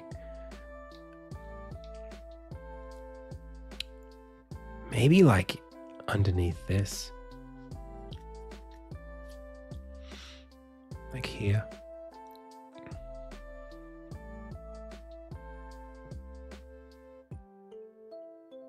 Or like around here maybe.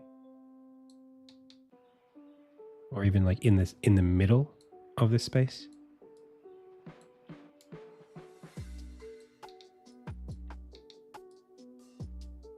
Actually, none of them, it doesn't really matter where they are because they're technically in a different universe to the rest of it. It's like a separate physical space. You're not going to find them on the map. I did make the pixel art. Yeah, crosscode and chained echoes are both very, very good examples.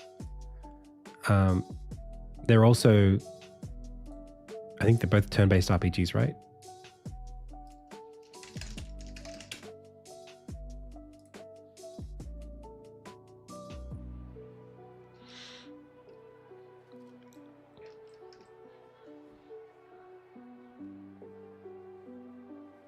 Thank you. Well, I'm not just a single person anymore. I do have a team. It's more just the thing that I'm struggling with right now in my life. Oh, crosscode is action. The thing that I struggle with is that like, it's like story, action with novel puzzle platforming, first time dev. Those things together in 2025 are like,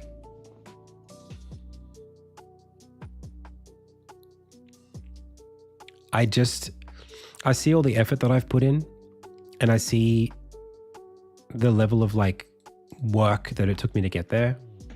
And I'm just scared. Together. Rykard.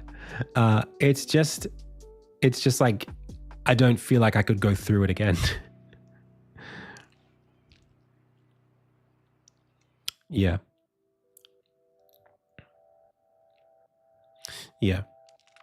And there's no reason, like I didn't expect the game to be done, but like just the feeling of doing it is like so exhausting.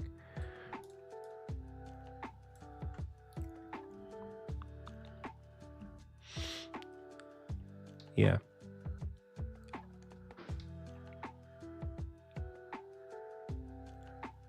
It's just scary, I guess. And I'm okay with it being scary. God, I'm so proud of what this game is. Can I just say that? Like, I'm so proud of it. I just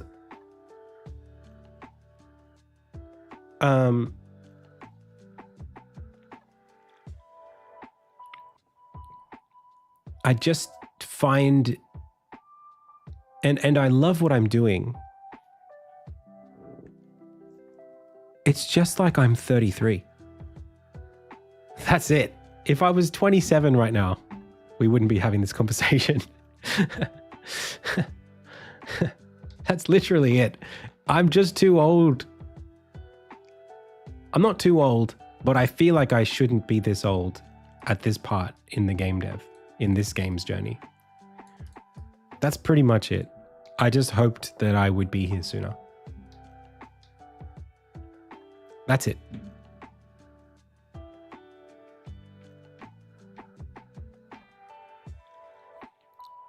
Oh, thank you, I am Kit Payne. 33 is completely fine. It just doesn't feel like, I just have to like grieve a little bit for like the dream that I had of like how long it would take me to make the game and where I would be in my career and financial stability, that kind of stuff. Like I just was so I was just so hoping that I would be done by now on my first big game like this. It's not that. It's just that like the people around me who admittedly are doing much safer things are much further in their life. Like my younger sister, she's married, she's got 2 kids. And it's like, if I'd stayed in a simpler lane, I could have had 2 kids by now. I could have had 3 kids by now, you know? And it's a choice that I made, but like, I didn't like deliberately, I don't know how much longer I want to keep making that implicit choice that I made when I was 25, you know? So I feel impatient. Because it's like I'm in deep, you know? It's like I sort of, in the puzzle of life, this is what it feels like anyway. It's like we all enter, and then I was like doing something with my life as like a UX designer. I'm like, okay, here I am. And then it took me, it was like getting really slow, this pathway. I'm like, man, this sucks. But there's this other pathway that's game development that I've wanted to do for my whole life. I've always wanted to go down this path and go and do this. And I'm stuck. I hate this path that I'm about to go down. I didn't value like kids at the time. I was 25. I was like, I want to be a game developer. This is what I really want. And I'm going to make it. And if I don't make it, you know, it's going to take me this long exactly. And if it takes me longer than that, well, that's not good. But, you know, less than that, I'll at least find out where I'm at and I'll have confidence in myself. And now that I'm here and it's like, yeah, but I'm not just here. It's going to take me like a long time more still. And then like, there's like 40 is here. And I'm like, damn, am I going to finish Insignia when I'm 40? Like, I sure as hell hope not. Like, I don't even want to be close to 40 when I finish this game.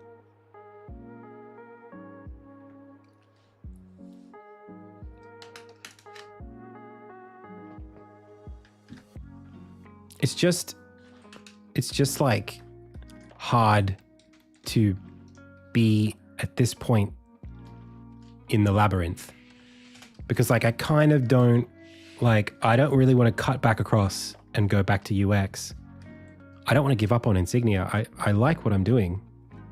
It's just like, I feel like the tunnel is pretty straight and narrow for a while, you know? And I'm still sort of betting a little bit on myself, having to bet a little bit on myself. And it's just that straight, narrow thing is like a little constricting. And all of that is just feelings. You know, it's not even like the project's going well, things are going well. I'm literally turning down chats with publishers because I'm the one who's insecure.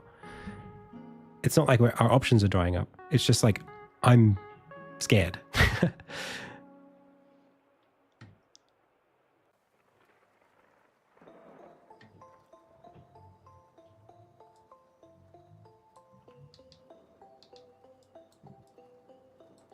So, I'm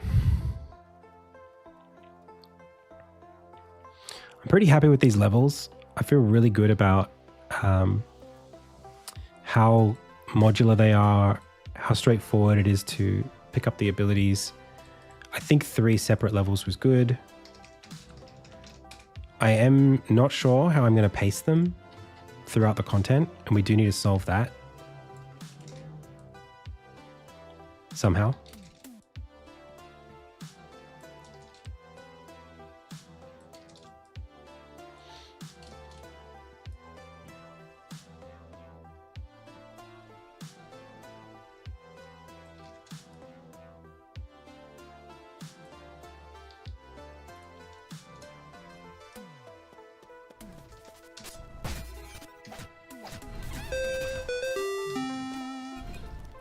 Hey, Booyah. Thank you so much for the sub. Welcome. How did I chroma key it? It's actually a green. It's part of the mic. It's just green. And the green does that. And I accidentally, I've got a green screen behind me. And unfortunately, this being green and that being green means this gets keyed out. Except there's a really bright green bit that, you know, sparks up when I talk, and that part doesn't get keyed out. So it's just how it went.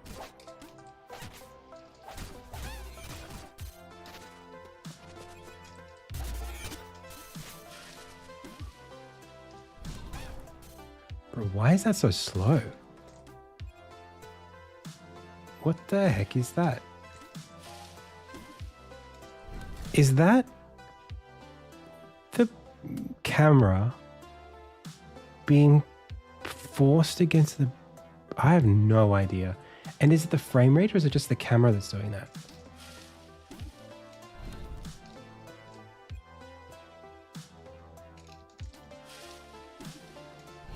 Oh, now it's fine. Okay, I have no idea what it was. That is dropping the frame rate significantly. What the heck? Oh. What is that?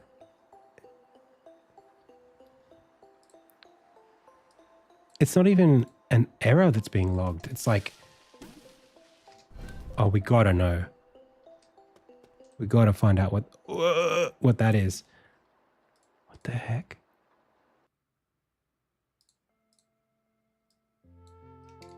I'm so curious. What is that? Is that garbage collection? It's rendering. What?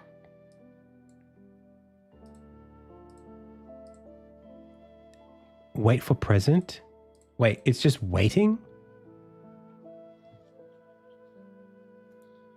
What the hell? What the heck?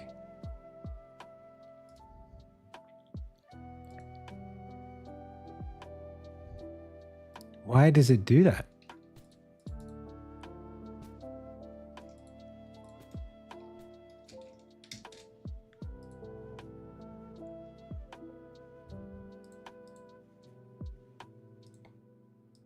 It's literally gfx.wait for present on gfx thread.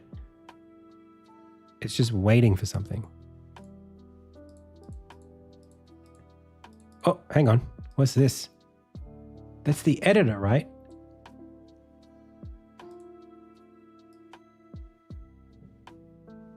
Wait. Wait. What is this? The editor loop, for whatever reason, is taking up a ton of time for no reason. Sure, bro. Whatever you say. Unity wants to do something when that happens. I don't know what I'm doing. If I turn gizmos off, is that a thing? Minify the inspector? I have no idea. The Unity editor doesn't like when I zoom out. Specifically. Never happened before, but today it doesn't like when I zoom out. I think this might just be a restart Unity moment.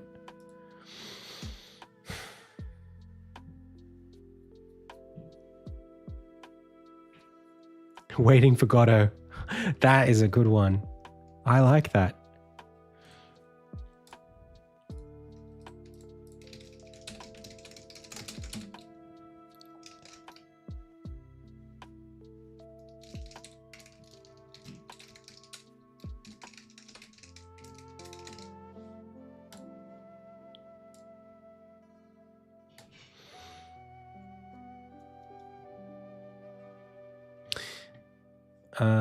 Okay.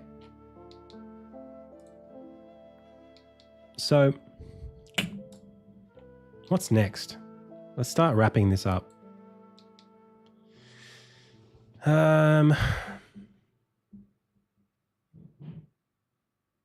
Tam Win on YouTube says, have you heard about the pirate software drama? Yes. That's all I'll say. That was like an hour ago. Sorry, Tam.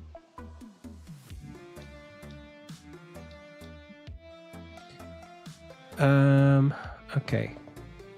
So.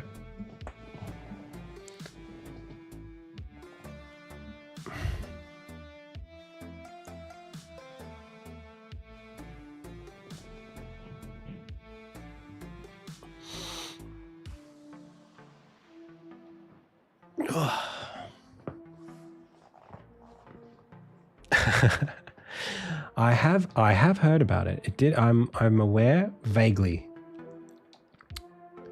Yep. It's been introduced to me. So let's just say that this goes straight to there. Nah, there needs to be a level in between, surely, but I don't know what level it would be.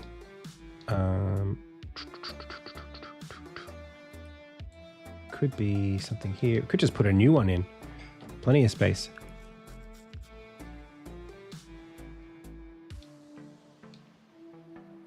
Happy to do an alternate version of this that's not the waterfall, and then put the waterfall here. Let's go, also, I want to put the lake here because, like, the lake is pretty. And I don't have any underground lake sections, but this certainly needs to be one.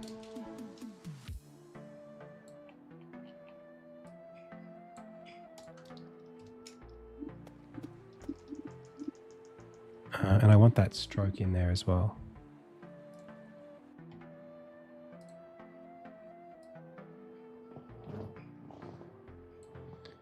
I think there was an option for me to toggle something. Ah, there it is, keyline right there. Boom. Sick.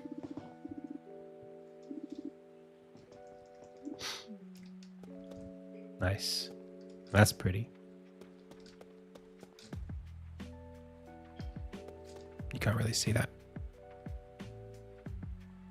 Your thumbnail was attractive from the browse screen? What was my thumbnail?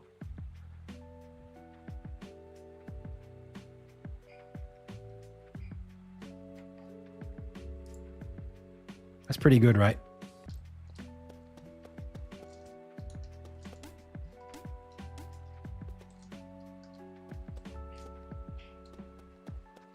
Just gameplay? Oh, sick.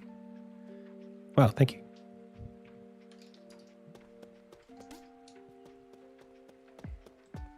I don't know why I've got that. You know what? I just need to move the zoom on the zone camera out.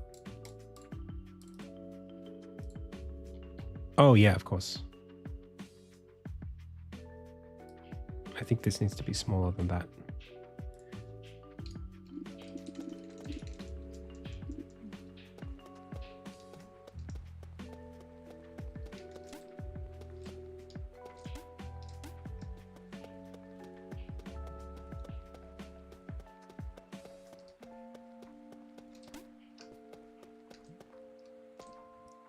Maybe a little tighter, like 6.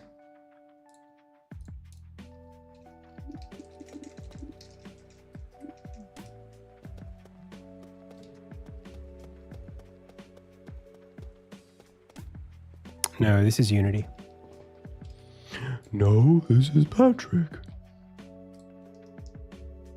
Wait a second. It goes all the way across. Why was that not visible?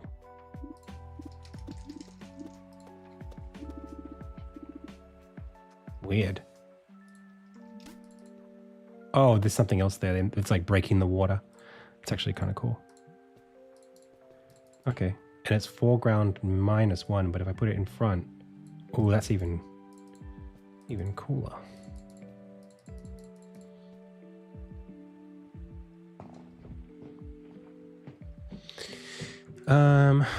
Okay. Well, do you know what we could put here? If we really wanted to, we could take one of these older levels, like this one, and chuck it there.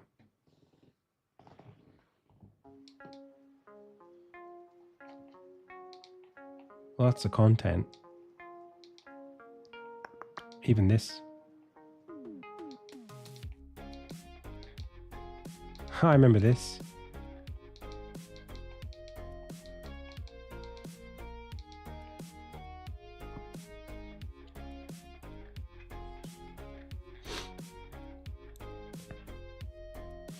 I've seen you edit your level in some sort of tile map editor. It's called Tiled. Tiled map editor is actually what it's called. If you Google it, you'll find it. Or even this one. I like this level too. I think I want a little moment where you sort of have a bit of a break a bit of a wilderness moment, actually, between these two.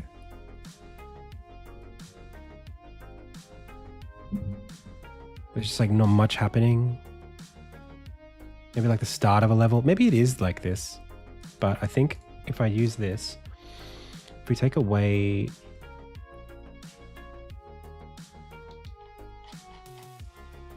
this, and we take away Leopold, and we take away this,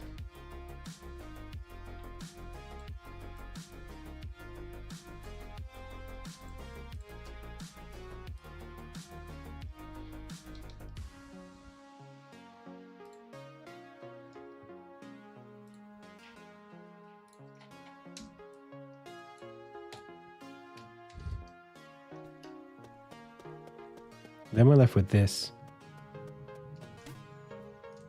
It's kind of cool.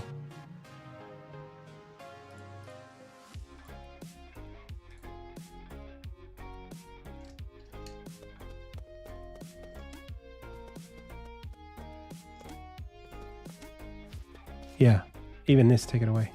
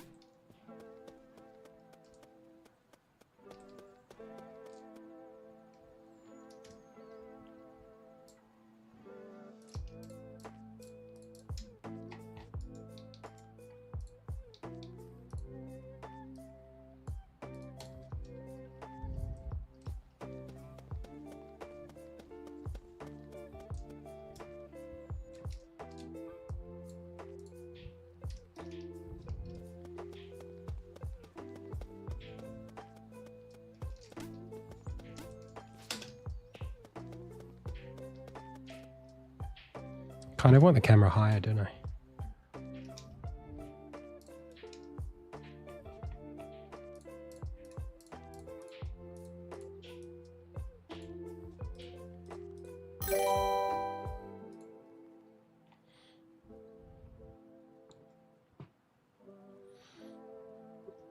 I am into game jams, but at the moment I don't have time. I gotta head off in a sec.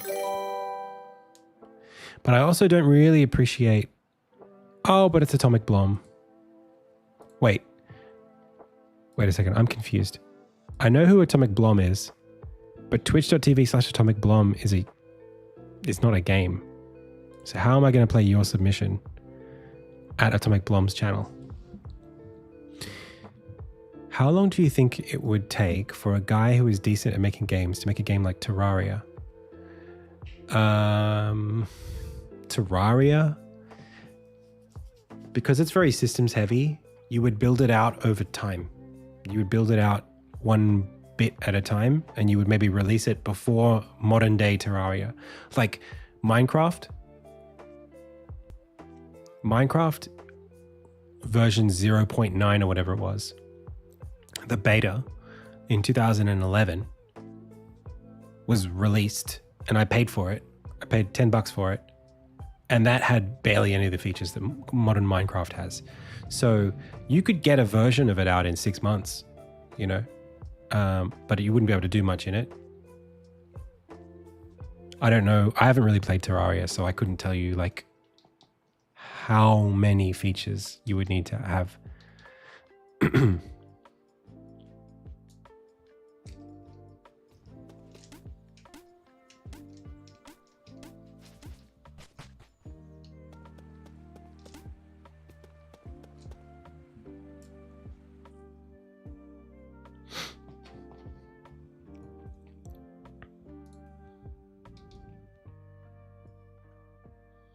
I almost feel like I could just shrink this now. Like, why does this level have to have so much left and right to it?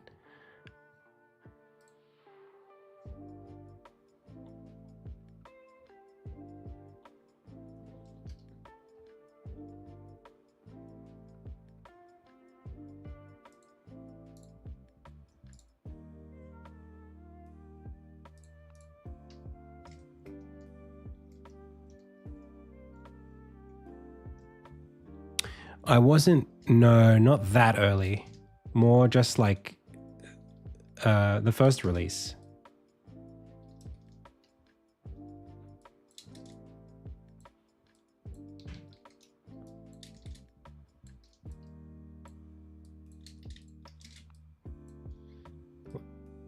I don't remember. I mean, I guess it was just becoming popular at that time. It wasn't really something that like was like there weren't any servers or anything. It was all just single player. You could make a server. Smaller level chunks look good. I feel good about it mostly, yeah. I think so. I mean, it definitely gives me the space to do more of what it gives me this. It gives me the freedom to play around with the levels a lot more. That's the big thing, and I think I definitely needed that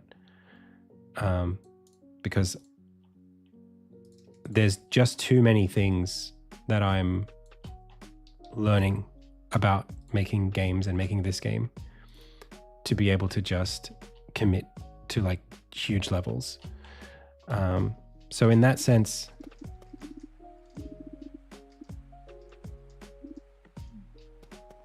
it's good for sure. I'm very happy with it. What is the big black shape that's cutting us off?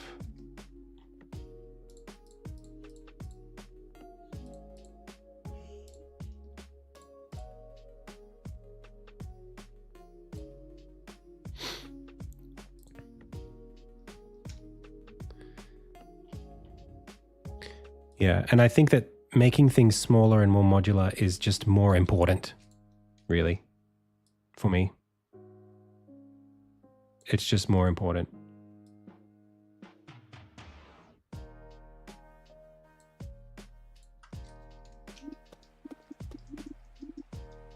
Even if it means that I'm losing something, I don't care.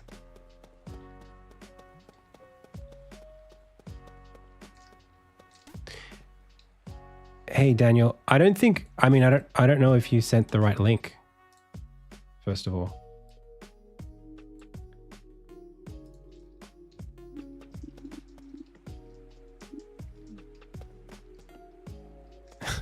But it does feel a little bit, if I'm being honest, on our side,